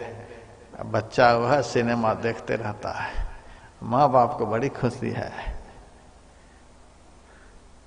और जब चरित्र बुरी तरह से बिगड़ जाता है तब परेशान होकर महात्मा के पास आता है, महात्मा को परेशान करने के लिए। चरित्र को बिगाड़ रहे हो तुम। अब चरित्र बिगड़ने पर तो खुद भी परेशान होगा, बिगाड़ने वाले को भी परेशान करेगा। बच्चे को इन सब चीजों से थोड़ा सा बचा करके रखना है। दुःशीलो मातृदोषेन पितृदोषेन मूर्खता कार्पण्य वंश दोषेन आत्मदोषो दरिद्रता। माँ के दोष के कारण बच्चे दुष्चरित्र होते हैं, बाप के दोष के कारण बच्चे मूर्ख होते हैं, वंश दोष के कारण बच्चे कायर होते हैं, अपनी करनी से आदमी दरिद्र होता है। आत्मदोषो दरिद्रता। तो चित्र का प्रभाव चरित्र पर पड़ता है।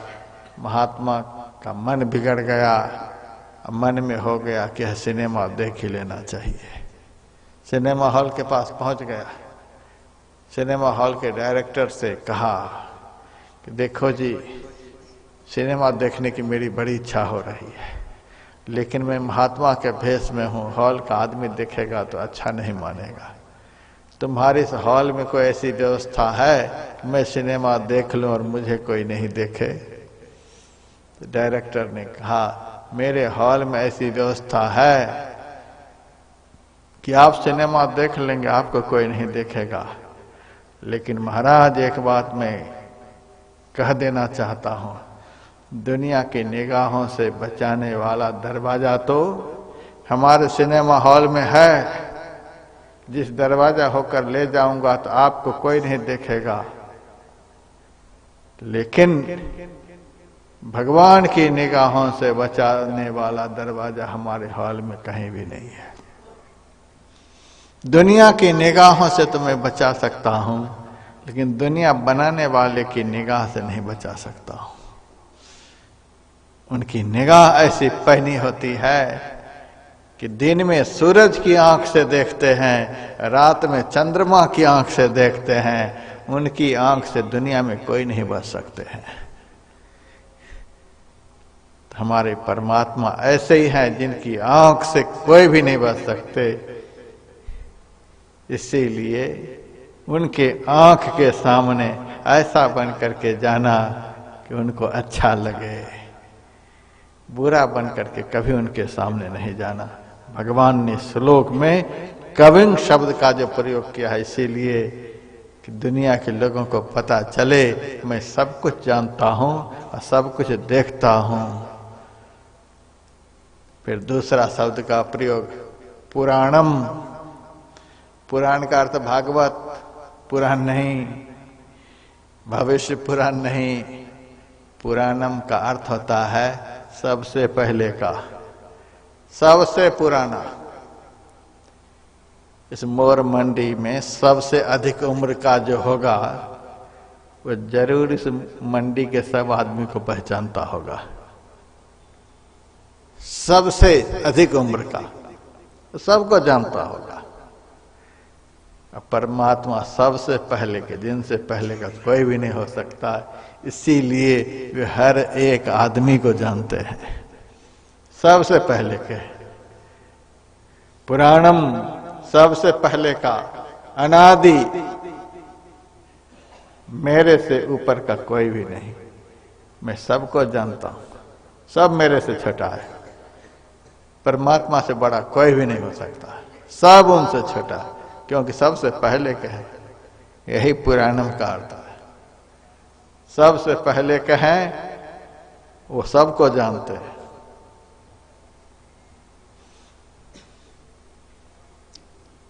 मनसा सितारम, इसका अर्थ होता है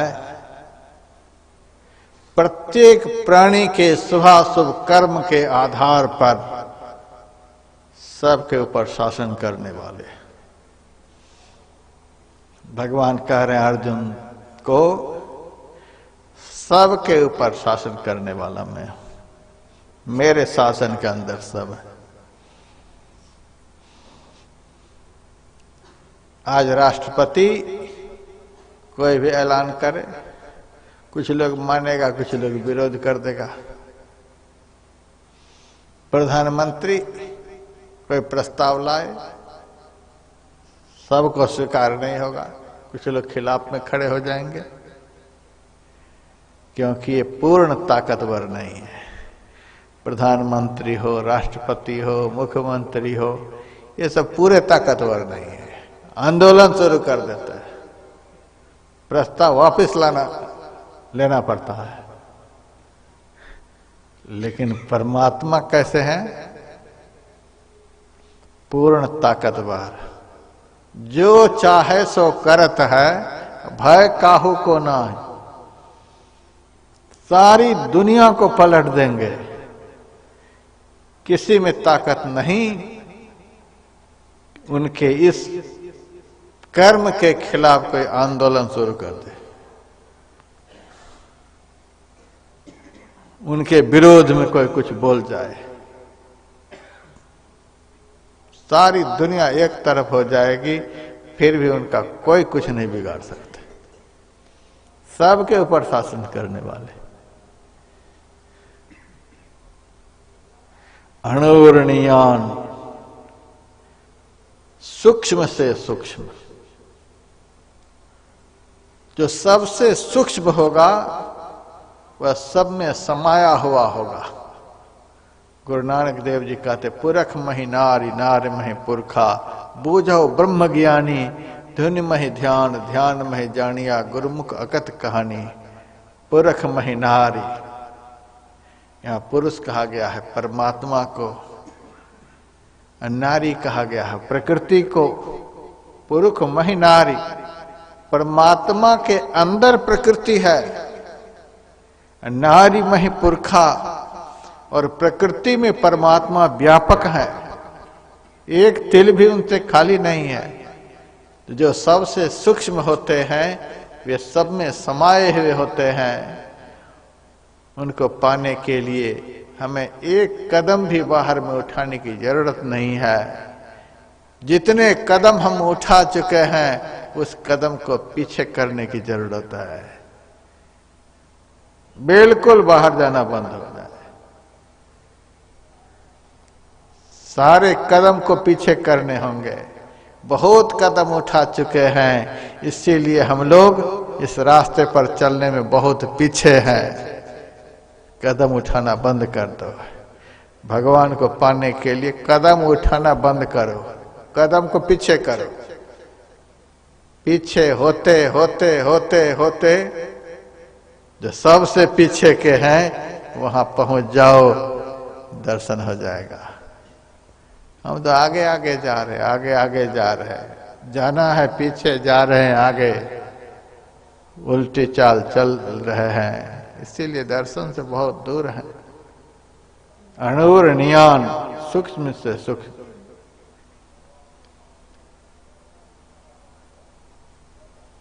सर्वस्य धातार अचिंत रूपम आदित्य वर्णं तमसः परस्तात्, सबके आधार स्वरूप, सब उसी के सहारे। आज लोगों के मन में होता है हम तो उनके सहारे किसी तरह से रोटी दाल खा रहे हैं, ये खिला रहे हैं तो खा रहे हैं, इनके सहारे इनके सहारे इनके सहारे। जिनके सहारे सब हैं उनको भूल गए और आदमी को अपना सहारा बना लिया।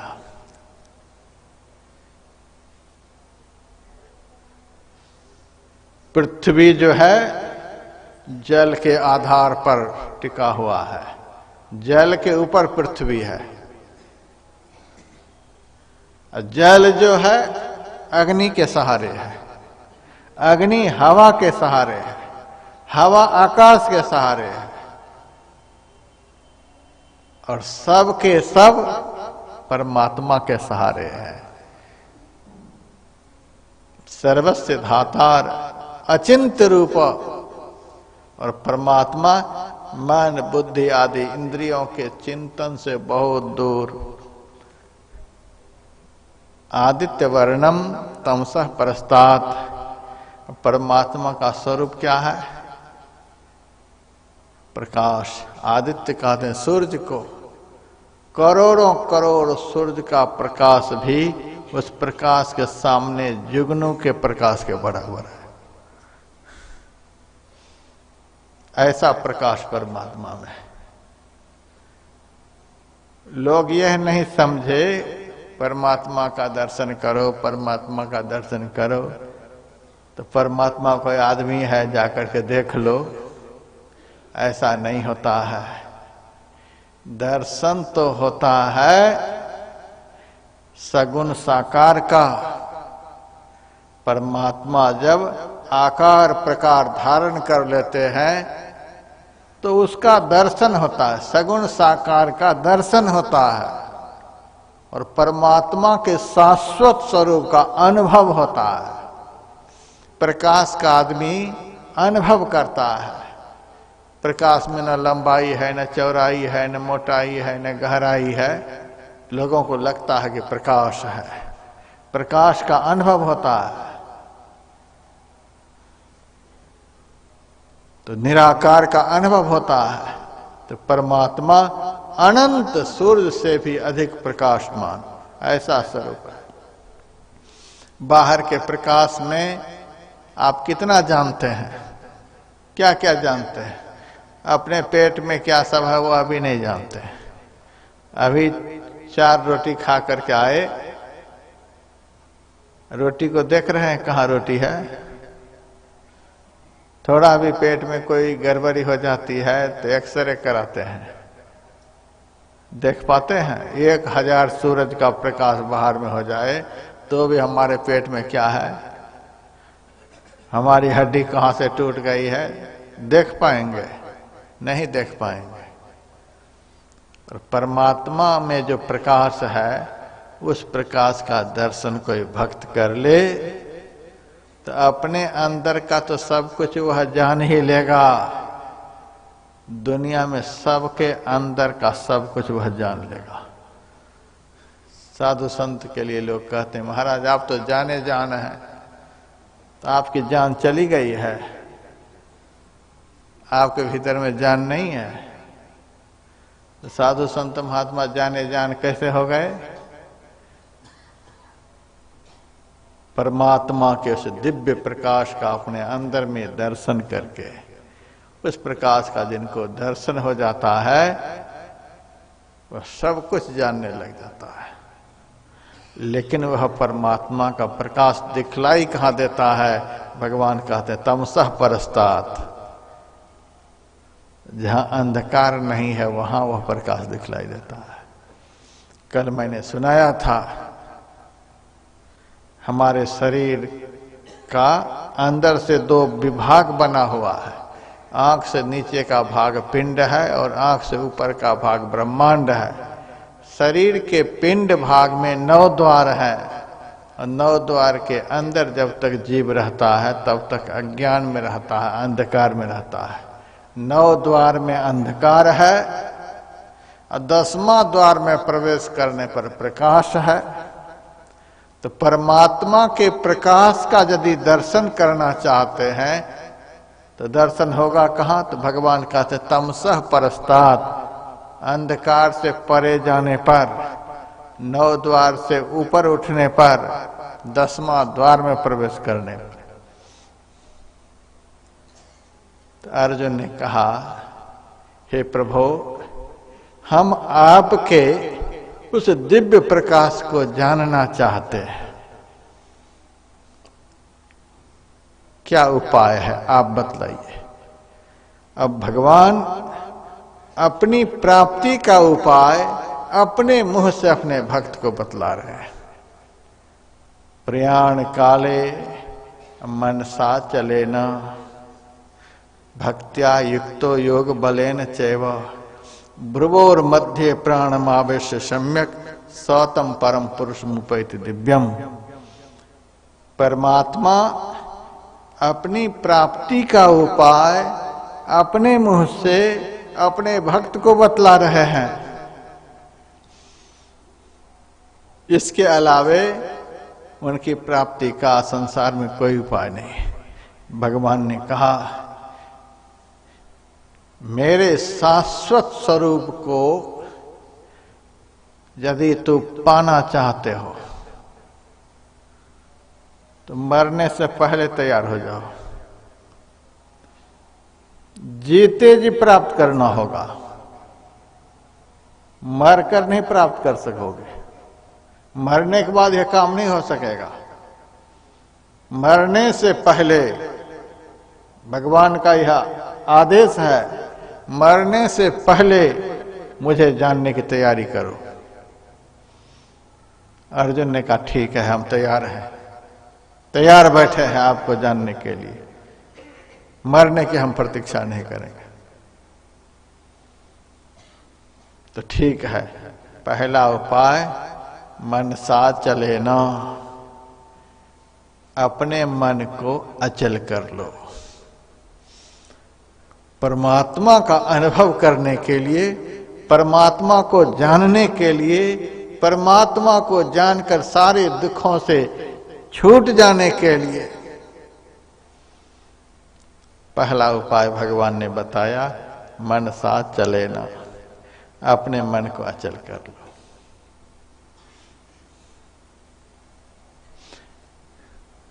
पहले तन को अचल करो, फिर अंग प्रत्यंग को अचल करो, उसके बाद अपने मन को अचल करो। अचल करो अर्थात मन चले नहीं, मन का चलना बंद हो जाए।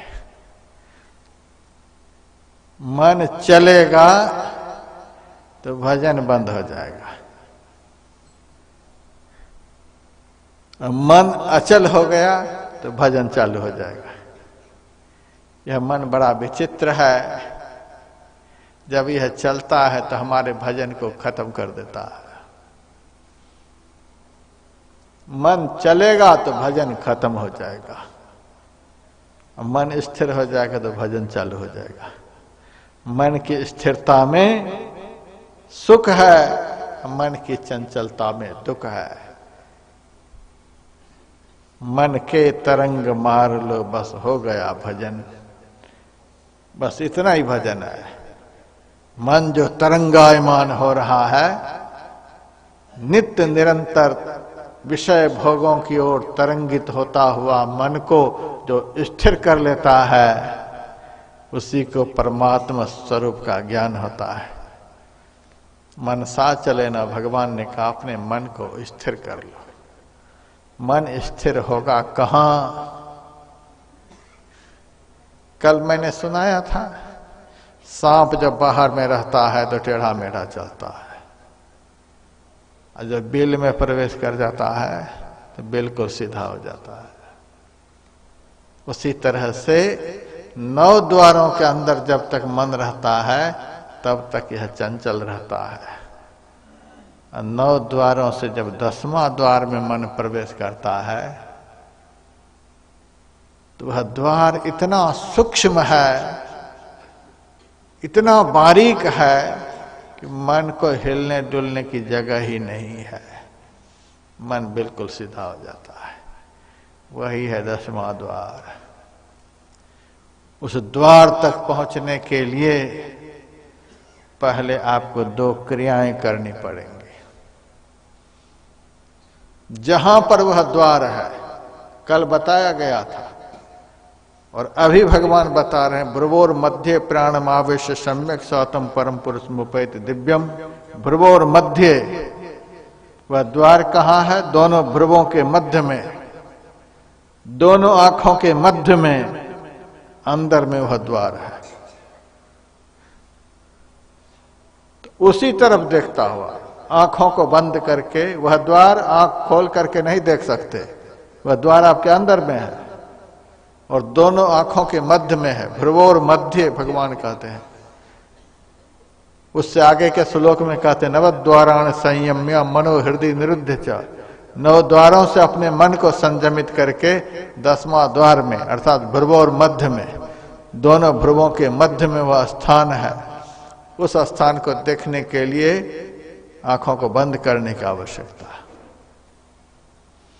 जो उस द्वार में प्रवेश कराएगा, जो उस द्वार का दर्शन कराएगा, उसी को गुरु कहते हैं। गुणाम अंधकारस्य तु रूतन निरोध का, उस द्वार के सामने जो अंधकार है, उस अंधकार को जो खत्म कर दे वही गुरु है। पहले गुरु का स्मरण करना पड़ता है, अर्थात संत सदगुरु का बताया हुआ जो दीक्षा के समय का मंत्र है, उस मंत्र का पहले कुछ देर तक उसी तरफ देखता हुआ स्मरण करें, उसी द्वार की तरफ देखता हुआ मन से स्मरण करें। न होठ हिले, न जीभ हिले, न हाथ हिले, अंदर अंदर स्मरण। स्मरण का अर्थ होता है क्या? बुलाना, एक ही क्रिया को बार बार दोहराना। जो हमारे अंदर में ही बैठे हैं उनको हम कैसे बुलाएंगे? हल्ला बोल करके? आदमी यदि बाहर में बैठा हुआ हो तो जोर जोर से चिल्लाओ, बहुत दूर में बैठा हो तो बहुत दूर से चिल्लाओ। जो हमारे अंदर में ही बैठे हुए हैं उनको पुकारने के लिए तो अंदर ही अंदर बोलना पड़ता है। तो अंदर में हमारा मन है, तो यथार्थ में असली पुकार होती है मन से। होठों को हिलाते हुए, बोलते हुए, माला फेरते हुए, या तो बाहर बाहर की पुकार है। मन से पुकार होनी चाहिए। उस दरवाजा की तरफ देखता हुआ मन से पुकार हो, इससे मन पवित्र हो जाएगा। इष्ट मंत्र का उसी दरवाजे की तरफ देखता हुआ स्मरण करने से मन पवित्र हो जाता है, और अपने इष्ट के रूप का अंदर में ध्यान करने से चित्त पवित्र हो जाता है। दोनों आंखों के मध्य में ध्यान लगाने से दृष्टि पवित्र हो जाती है। तो जब मन पवित्र हो जाता है, चित्त पवित्र हो जाता है, दृष्टि पवित्र हो जाती है, ये तीनों जब पवित्र हो जाते हैं तब उस द्वार का पता चलता है। उस द्वार में प्रवेश करते ही मन की चंचलता खत्म हो जाती। मन सा चले ना भक्त्या युक्तो योग बलेन चैव, भक्ति से युक्त होकर के। भक्ति क्या है? परमात्मा की तरफ यात्रा।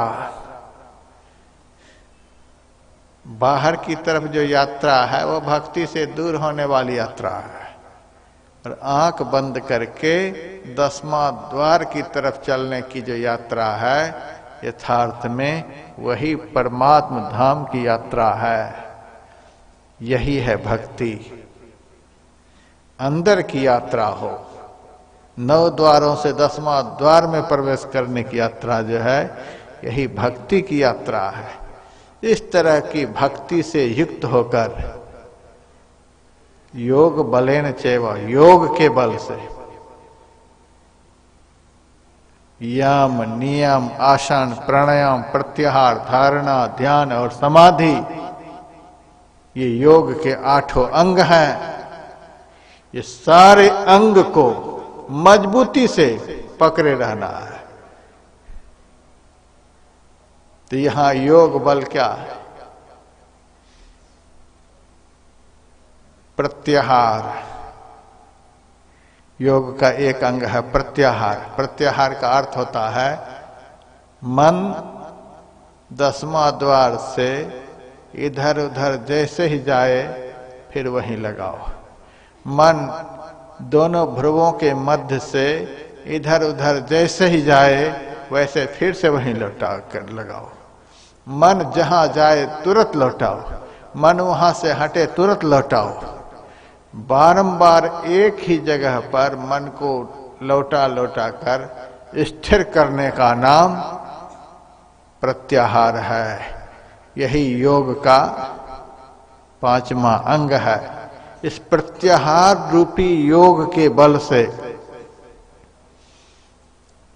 जो भ्रुवों के मध्य में अपने को अचल कर लेता है, स्थिर कर लेता है, सतम परम पुरुष मुपैत दिव्यम, वह मुझ दिव्य परम पुरुष को प्राप्त करके जन्म मरण के सारे दुखों से छूट जाता है। भगवान ने अर्जुन को बताया, ऐसा भक्त मेरे दिव्य स्वरूप को प्राप्त करके जन्म मरण के सारे दुखों से मुक्त हो जाता है। बहुर न होइए जवला जीव, यह जीव फिर दोबारा जन्म मरण के चक्र में नहीं पड़ेगा, यह जीव मुक्त हो गया। यही ऋषि कहते हैं, यदि इस जन्म में ब्रह्म को जान लिया तो ठीक है, मनुष्य शरीर के रहते रहते यदि यह काम कर लिया तब तो बड़े आनंद की बात है। बिल्कुल नहीं कर पाए तो बड़े दुख की बात है। और यदि कम से कम प्रयास भी करते रहे तो भगवान कहते हैं कि जन्म तो जरूर होगा, भजन में पूरे नहीं हुए, केवल प्रयास करते रहे तो भजन का प्रयास भी उनको दुर्गति में नहीं जाने देगा। सरोवर में एक छोटा सा भी पत्थर कोई फेंकेगा तो तरंग उठेगा, और तरंग कभी भी बीच में नहीं रुकता है, किनारे पर ही जाकर के रुकता है। इस मनुष्य जीवन में थोड़ा भी किया हुआ भजन जीव को दुर्गति में नहीं जाने देता है।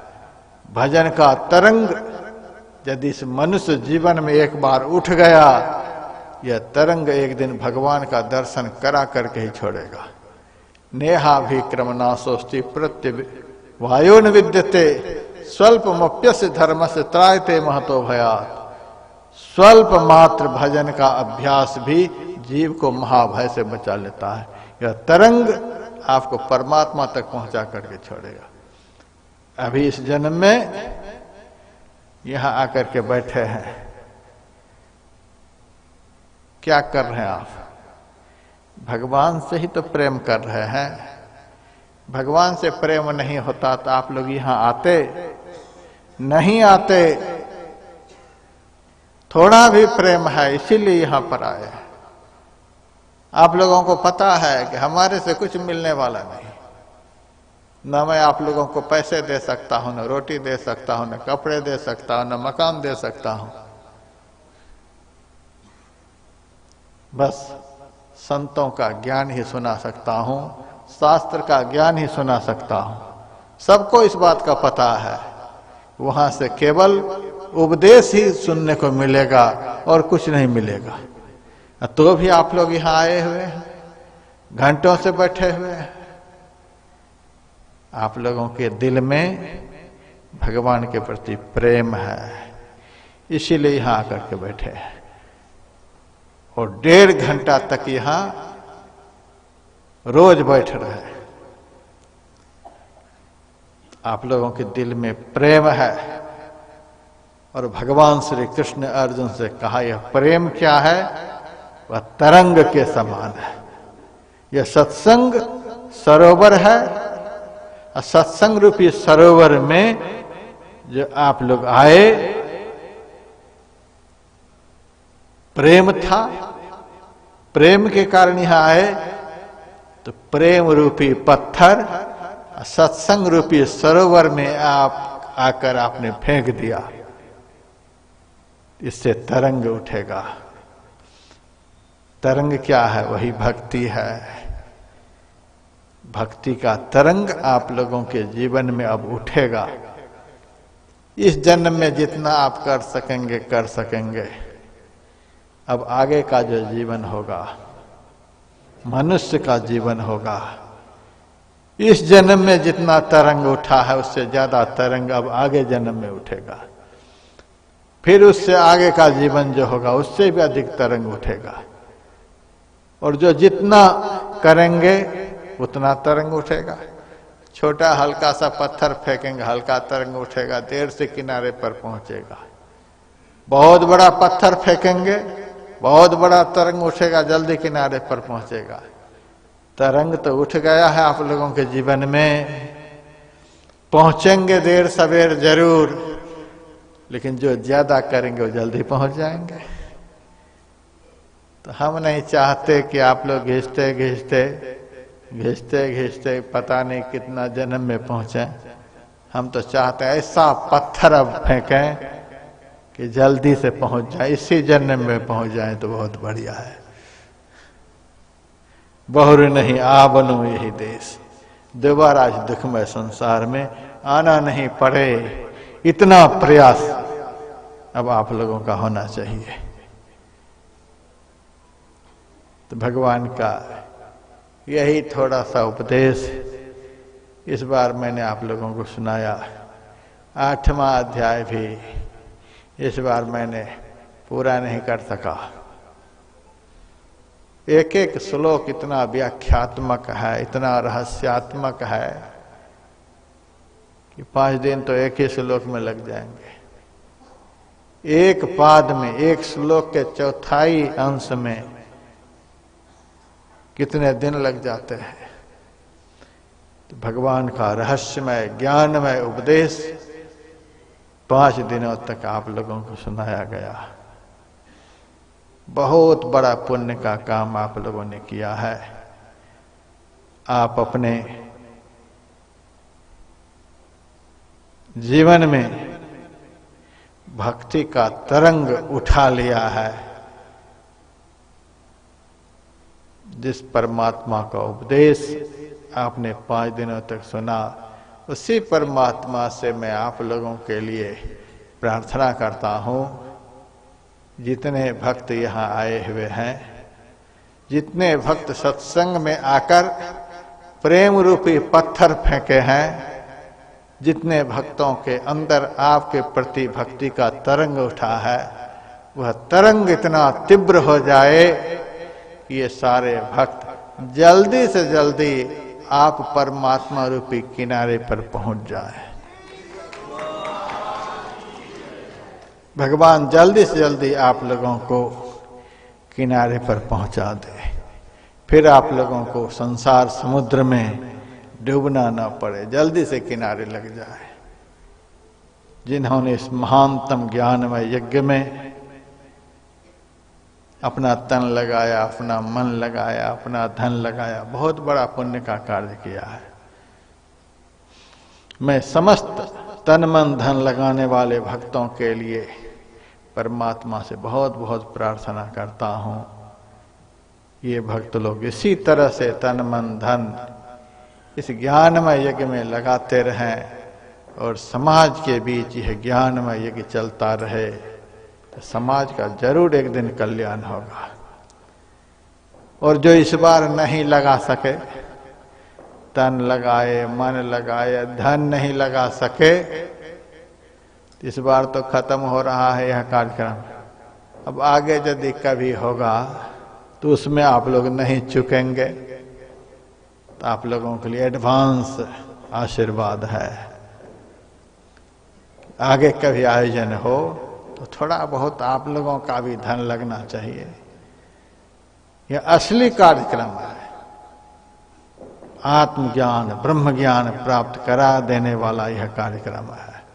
यह आध्यात्मिक मनोरंजन वाला कार्यक्रम नहीं है कि सुन लिए, हंस लिए, नाच लिए, कूद लिए, घर पहुंचते पहुंचते सब भूल गए।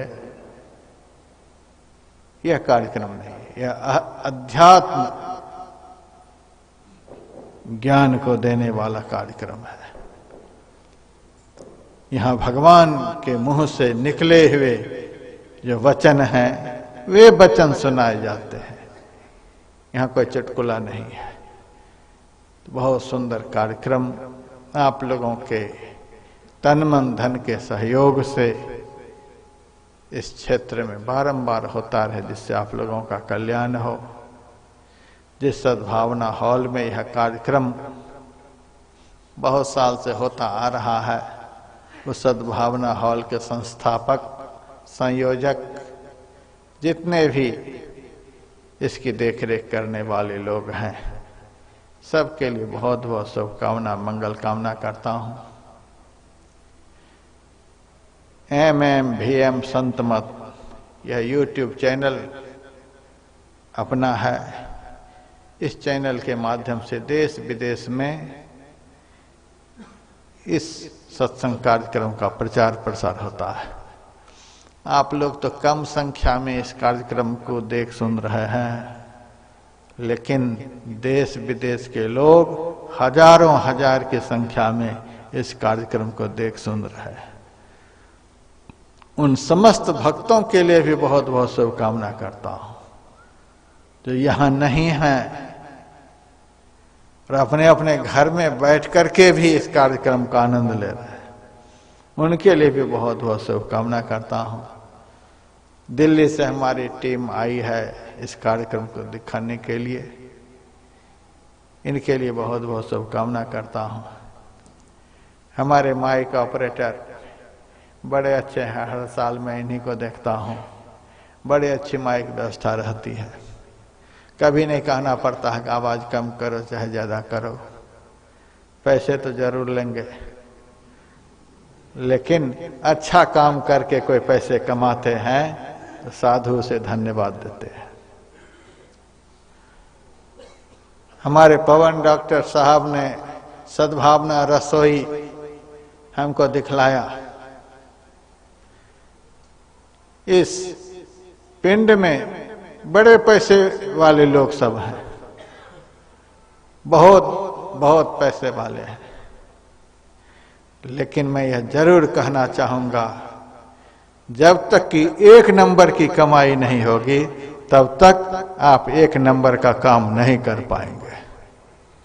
पैसा कितना भी हो जाए, लेकिन 1 नंबर की कमाई से ही 1 नंबर का काम हो सकता है।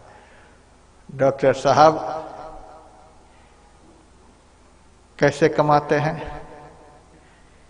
दूसरे के दुख को दूर करके कमाते हैं।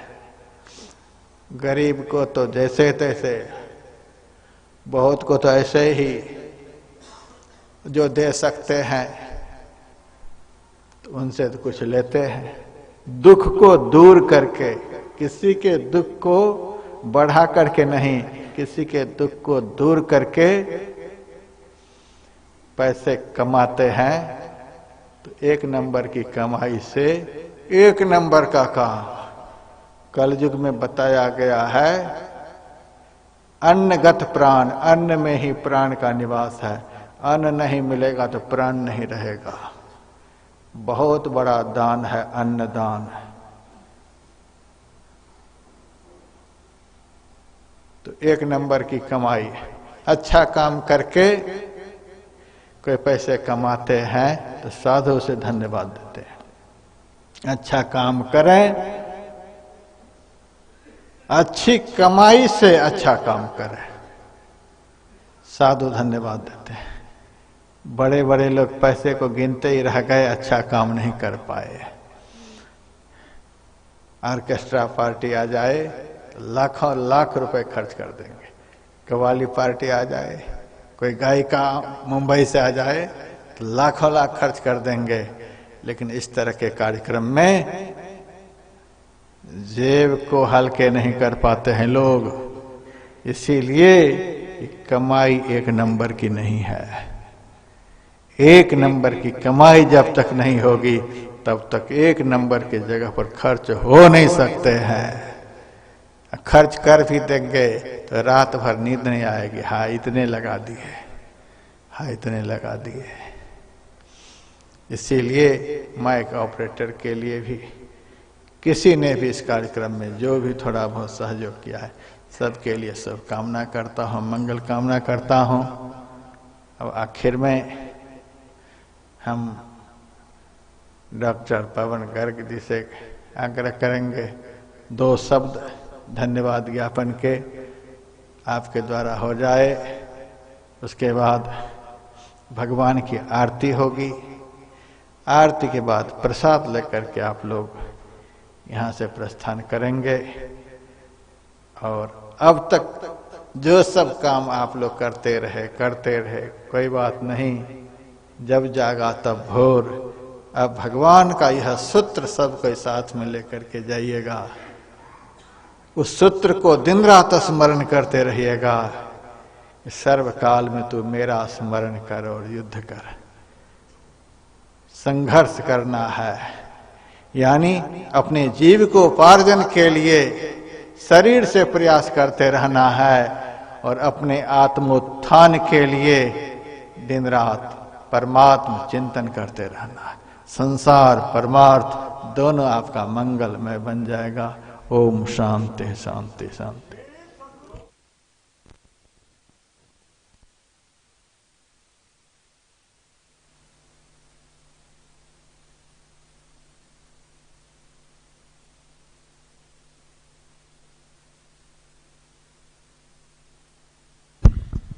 हेलो,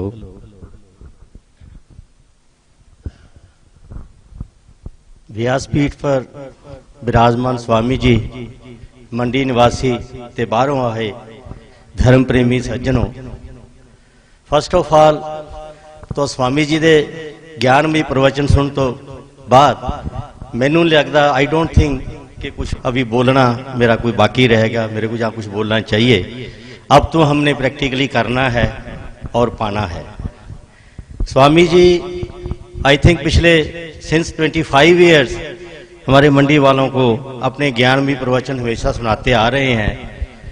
और अगर इन प्रवचनों को सुनने के साथ साथ, इस सुनने के साथ साथ हमारा इसके लिए जानना हो जाए, समाना हो जाए और करना हो जाए और उसके बाद हम पाना हो जाए, तो बात ही कुछ अलग है। अगर इसको पाते पाते ये सारा हमारा ज्ञान बड़ा परिपक्व ज्ञान हो जाए, अनुभूत रूप ज्ञान हो जाए, तो we can always remain in a bless ecstasy, in a joyful state, जिसको स्वामी जी ने अखंड सुख कहा, मोक्ष कहा, लिबरेशन कहा और आनंद स्वरूप कहा। तो उसको हम अचीव कर सकते हैं, मगर इसके लिए हमको थोड़ी बहुत मेहनत करनी पड़ेगी कि सिर्फ हमारा ज्ञान जे सुने ही तक न रह जाए, इससे आगे भी हमको चलना है। ये पहला सब्जेक्ट था, ये पहला ABC था, उसके बाद इसके ऊपर हमने प्रैक्टिकल करना है और आगे बढ़ना है, ग्रोथ करना है और अल्टीमेटली हमने इसको पाना है। तो मैं समझता हूँ तो ये पहला स्टेप जो है वो भी बहुत इम्पोर्टेंट है। नो डाउट कि जो पहला स्टेप हमने लिया है कि हम यहाँ पर पहुँचे हैं। बहुत से लोग ऐसे हैं, बहुत से प्राणी ऐसे हैं जो जिनको ये अपॉर्चुनिटी नहीं मिलती, जहाँ उनका unfortunately they can't encash this opportunity के जहाँ सत्संग आके सुने। वो हमेशा ही ये वर्ल्डली प्लेजर्स हैं, मटीरियलिज्म है, कंफर्ट्स हैं, कन्वीनियंसेस हैं, जो स्वामी जी ने बताया कि संसारिक लाशा में उलझ के अपना सारा जन्म गवा देते हैं और खाली हाथ चले जाते हैं, पता नहीं कौन सी जोनी में चले जाते हैं। सो इन दैट वे आई थिंक हम सभी वी आर वेरी लकी कि हमने we have taken this first step कि हम यहाँ पे आए हैं, सत्संग सुनने के लिए आए हैं। तो डेफिनेटली हम देर सवेर तो जरूर पहुंचेंगे, कोई जल्दी पहुंचेगा, कोई देर से पहुंचेगा। इसके लिए हम सबको बहुत ही तीव्र पुरुषार्थ करना पड़ेगा। टाइम बहुत थोड़ा है, ये लाइफ का पता नहीं कितना टाइम है, इनिंग इज वेरी स्मॉल। तो हम सबको बहुत तीव्र पुरुषार्थ करना पड़ेगा so that we can achieve the ultimate. और स्वामी जी ने बताया ही है अपने प्रवचन में कि एक चीज की हमारे को अगली बार जो मिलना है मनुष्य जन्म ही मिलेगा, मनुष्यता नहीं मिलेगा भक्ति करने के लिए। ये तो हमारे को गारंटी कर दिया क्योंकि हमने यहाँ सत्संग में पार्टिसिपेट किया है। ये स्वामी जी ने अपने प्रवचन में पहले ही बताया है। और मैं समझता हूँ हम बहुत ही भाग्यशाली हैं। फर्स्ट ऑफ ऑल तो हमारे को ये देव दुर्लभ मानुष तन मिला, फिर उसके बाद हमारे को संत मिले, ब्रह्म ज्ञानी संत मिले और सत्संग मिला। और स्वामी जी ने आई थिंक अपने बहुत सारे प्रवचनों में, प्रीवियस प्रवचनों में बहुत डिटेल में इसका व्याख्यान किया है कि पहुंचे हुए संत का, सत्संग का, गुरु का क्या महत्व है क्या कर सकता है सत्संग, हमारे को क्या दे सकता है, हमारे को क्या मिलता है सत्संग से। बहुत से प्रवचन तो स्वामी जी के पूरे डिटेल में सारा प्रवचन ही पूरा 1-1.5 घंटे का इसी बात पे होता है कि सत्संग की क्या महिमा है, सत्संग हमारे को क्या देता है। हमारे को ये आयु देता है, ये बल देता है, ये निर्भय कर देता है, हमारे को कीर्ति बढ़ती है, यश बढ़ता है। स्वामी जी ने बताया हुआ है सारा कुछ, उसी को मैं रिपीट कर रहा हूँ। और हमारे सारे विकार खत्म हो जाते हैं, जो 5 विकार हैं वो खत्म हो जाते हैं। हमारा सोच, हमारी बोल, हमारा कर्म, हमारा संस्कार, स्वभाव, हमारा खान पान, वो सारा ही परिवर्तन हो जाता है, बहुत ही सुंदर हो जाता है। क्योंकि हम कहते हैं कि जैसा कोई सोचेगा वैसा ही वो बनेगा। हमारा जो भाग्य है वो हमारे सोचने और हमारे कर्म से ही बनता है। हम अपने भाग्य के खुद भाग्य विधाता हैं, ये हमारा कोई ऊपर से लिख के नहीं आता। वो लोग बोलते हैं मेरा तो परमात्मा ने ऐसा लिखा है। हम खुद अगर हमारा अपना कर्म अच्छा होगा और हमारा सोच अच्छा होगा, हमारी थॉट अच्छी होगी, तो हमारा भाग्य डेफिनेटली बहुत अच्छा होगा। Our destiny to most of the time is in our own hands, so we can make our own fortune. तो स्वामी जी ने ये बहुत ही हमारे पे कृपा की है, अपार कृपा की है कि हम बड़भागी हैं कि स्वामी जी ने बताया कि कैसे सत्संग की महिमा है। आप लोग भी इसको बहुत अच्छी तरह जान गए हैं। और हमारे को ये सब कुछ अंदर ही अंदर, भीतर की आंख से ही करना पड़ेगा। स्वामी जी ने जैसे बताया है कि हमको ज्ञानी भक्त बनना पड़ेगा, जो सिर्फ परमात्मा को बहुत ज्यादा प्रिय है, जो परमात्मा को ही चाहता है, परमात्मा से ये मटीरियलिस्टिक चीजें नहीं चाहता, वो परमात्मा को ही पाना चाहता है, परमात्मा से नहीं पाना चाहता। स्वामी जी ने पहले भी बताया। सो हमारे को अंदर ही अंदर ये सब कुछ करना पड़ेगा। We have to transcend this of physicality. इस फिजिकलिटी से हमारे को ऊपर उठना पड़ेगा। जो हमारे देह में रहने वाला देही है, हमारे को उसको जानना पड़ेगा।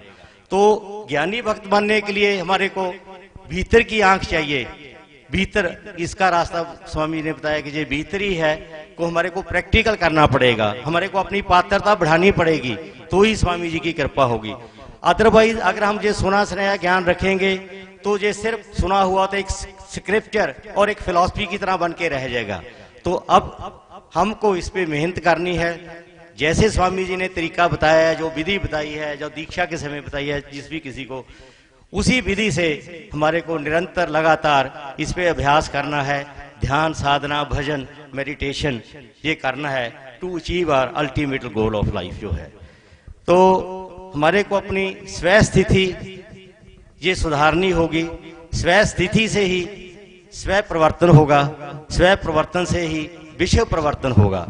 तो हम कहते हैं कि फर्स्ट ऑफ ऑल हमारे को योग में स्थित होना पड़ेगा। Only then we should plunge into action into the society. तो हमारा हर एक कर्म, हमारा जो एक्शन है वो भी बहुत रिफाइंड हो जाएगा, बड़ा फोकस्ड हो जाएगा। तो कहते हैं ना कि जो स्पिरिचुअलिटी है, ये स्पिरिचुअलिटी हमारे को क्रिपल नहीं करती, विकलांग नहीं करती, ये हमारे को एम्पावर करती है। रादर लोग सोचते हैं पता नहीं आंखें बंद कर लेंगे तो हमारा काम धंधा छूट जाएगा। नहीं, तो आपका फोकस बहुत ज्यादा हो जाता है, आप काफी एम्पावर्ड हो जाते हो, हर एक काम को बहुत रिफाइंड तरीके से करते हो। तो इसीलिए आपका काम में भी सुधार आता है, तो आपका जो संसार भी सुधर जाता है और परमार्थ भी बन जाता है। ये सब कुछ, ये संभावना हमारे को गृहस्थ जीवन में रहकर ही ये पॉसिबिलिटी सबके पास है। ये ना सोचो कि हम गृहस्थी लोग कर नहीं सकते, मगर हम कोशिश कम करते हैं। गृहस्थी भी, आपकी गृहस्थी भी बहुत अच्छी चलेगी, गृहस्थी में रह के भी ये सब कुछ पॉसिबल है। और हर एक आत्मा में ये पोटेंशियलिटी, ये संभावना परमात्मा ने देके भेजी है, इररिस्पेक्टिव ऑफ एनीथिंग। किसी का कोई भी स्टेटस है, कोई भी फाइनेंशियल कंडीशन है, कोई भी बिजनेस है, एंड ये संभावना परमात्मा को पाने की, ये सबको एक बराबर परमात्मा ने बख्शी हुई है। So that we should encash in that way. तो इसको हमने अंदर अंदर करना है, पूरा स्टेबल माइंड से चलना है, योग में स्थित होके फिर हमने अपना परिवार भी निभाना है, संसार भी निभाना है, और साथ साथ परमार्थ भी होगा। हमारे को स्टेबल माइंड से चलना पड़ेगा। तो अगर हम ऐसा कुछ नहीं करेंगे तो फिर किसी ने ठीक ही कहा है, सूंघता कोई नहीं है फूल मुरझाने के बाद, कौन करता है किसी को याद मर जाने के बाद। तो कोई किसी को पूछता नहीं है, सब भुला देते हैं। अगर आपके अच्छे कर्म हैं वही आपके साथ जाते हैं। तो स्वामी जी ने बहुत डिटेल से बताया है, तो हम इस पे व्याख्या करते अच्छे नहीं लगते। मैं तो बस इतना ही आपसे रिक्वेस्ट करूंगा कि सब कुछ जैसा स्वामी जी ने बताया वैसा हम करें लाइफ में और उसको पाएं। यही स्वामी जी की कोशिश रहती है कि ये मंडी निवासियों का करैक्टर पता चलेगा, यार इन्होंने कुछ पा लिया, इनका करैक्टर चेंज हो गया, आपका सारा कर्म, आपका सारा वो निष्काम कर्म हो जाए, अनासक्त भाव से चले हम, नॉन अटैचमेंट वे से पता चले ठीक है कि हम गृहस्थी भी निभा रहे हैं, ड्यूटीज भी कर रहे हैं, but we are not attach to all that thing. Ultimately हमारा aim at the back of mind हमारा है वो ही रहता है कि हमने अपने लक्ष्य को पाना है। सब कुछ करते धंधाधोरी करते घुरते भी तो हमने उस लक्ष्य को, परम लक्ष्य को पाना है। इन्हीं शब्दों के साथ तो मैं आपका बहुत बहुत आभारी हूँ for your cooperation and for your association with this satsang. I am really thankful to all of you. Thank you.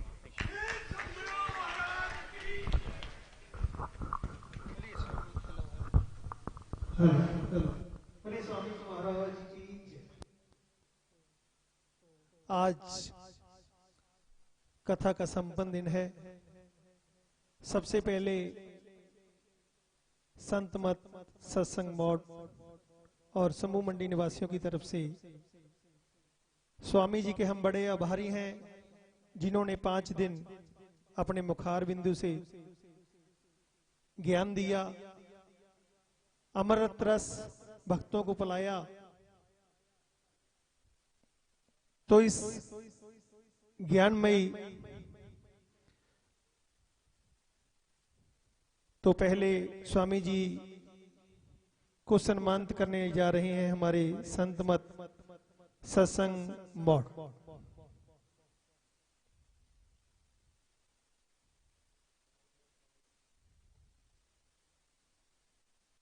बोले स्वामी जी महाराज की जय।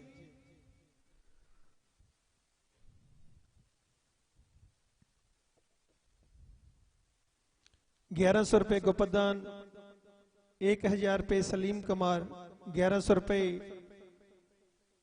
काकू टेलर, 1000 रुपए गोपदान, 500 रुपए श्री राधे श्याम जी, 500 रुपए गोपदान, 1100 रुपए बिमला देवी जी, 500 रुपए श्री प्यारालाल जी, 500 रुपए बबलू जी शर्मा जे कुछ दान सत्संग के लिए आए हैं। भगवान इनकी हर मनोकामना पूरी करे। स्वामी जी अब सम्मानित करेंगे सबसे पहले महर्षि जी को, उसके साथ साथ राकेश कुमार जी, उसके साथ साथ आनंद श्री जी, उसके साथ साथ हमारे चैनल वाले,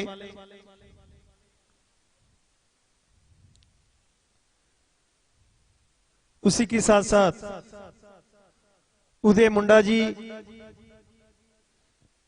ये सभी स्वामी जी से अपना सम्मान चिन्ह लेने की कृपालता करें।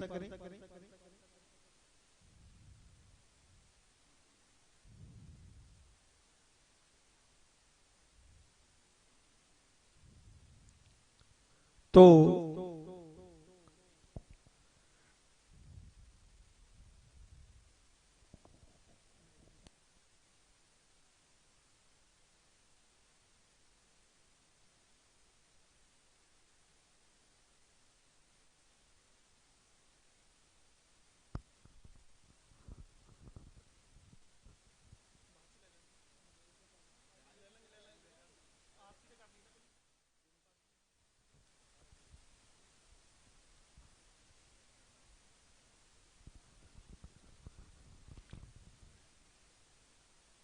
हेलो, बोले कृष्ण भगवान की जय। हरिओम जय जगदीश हरे, स्वामी जय जगदीश हरे।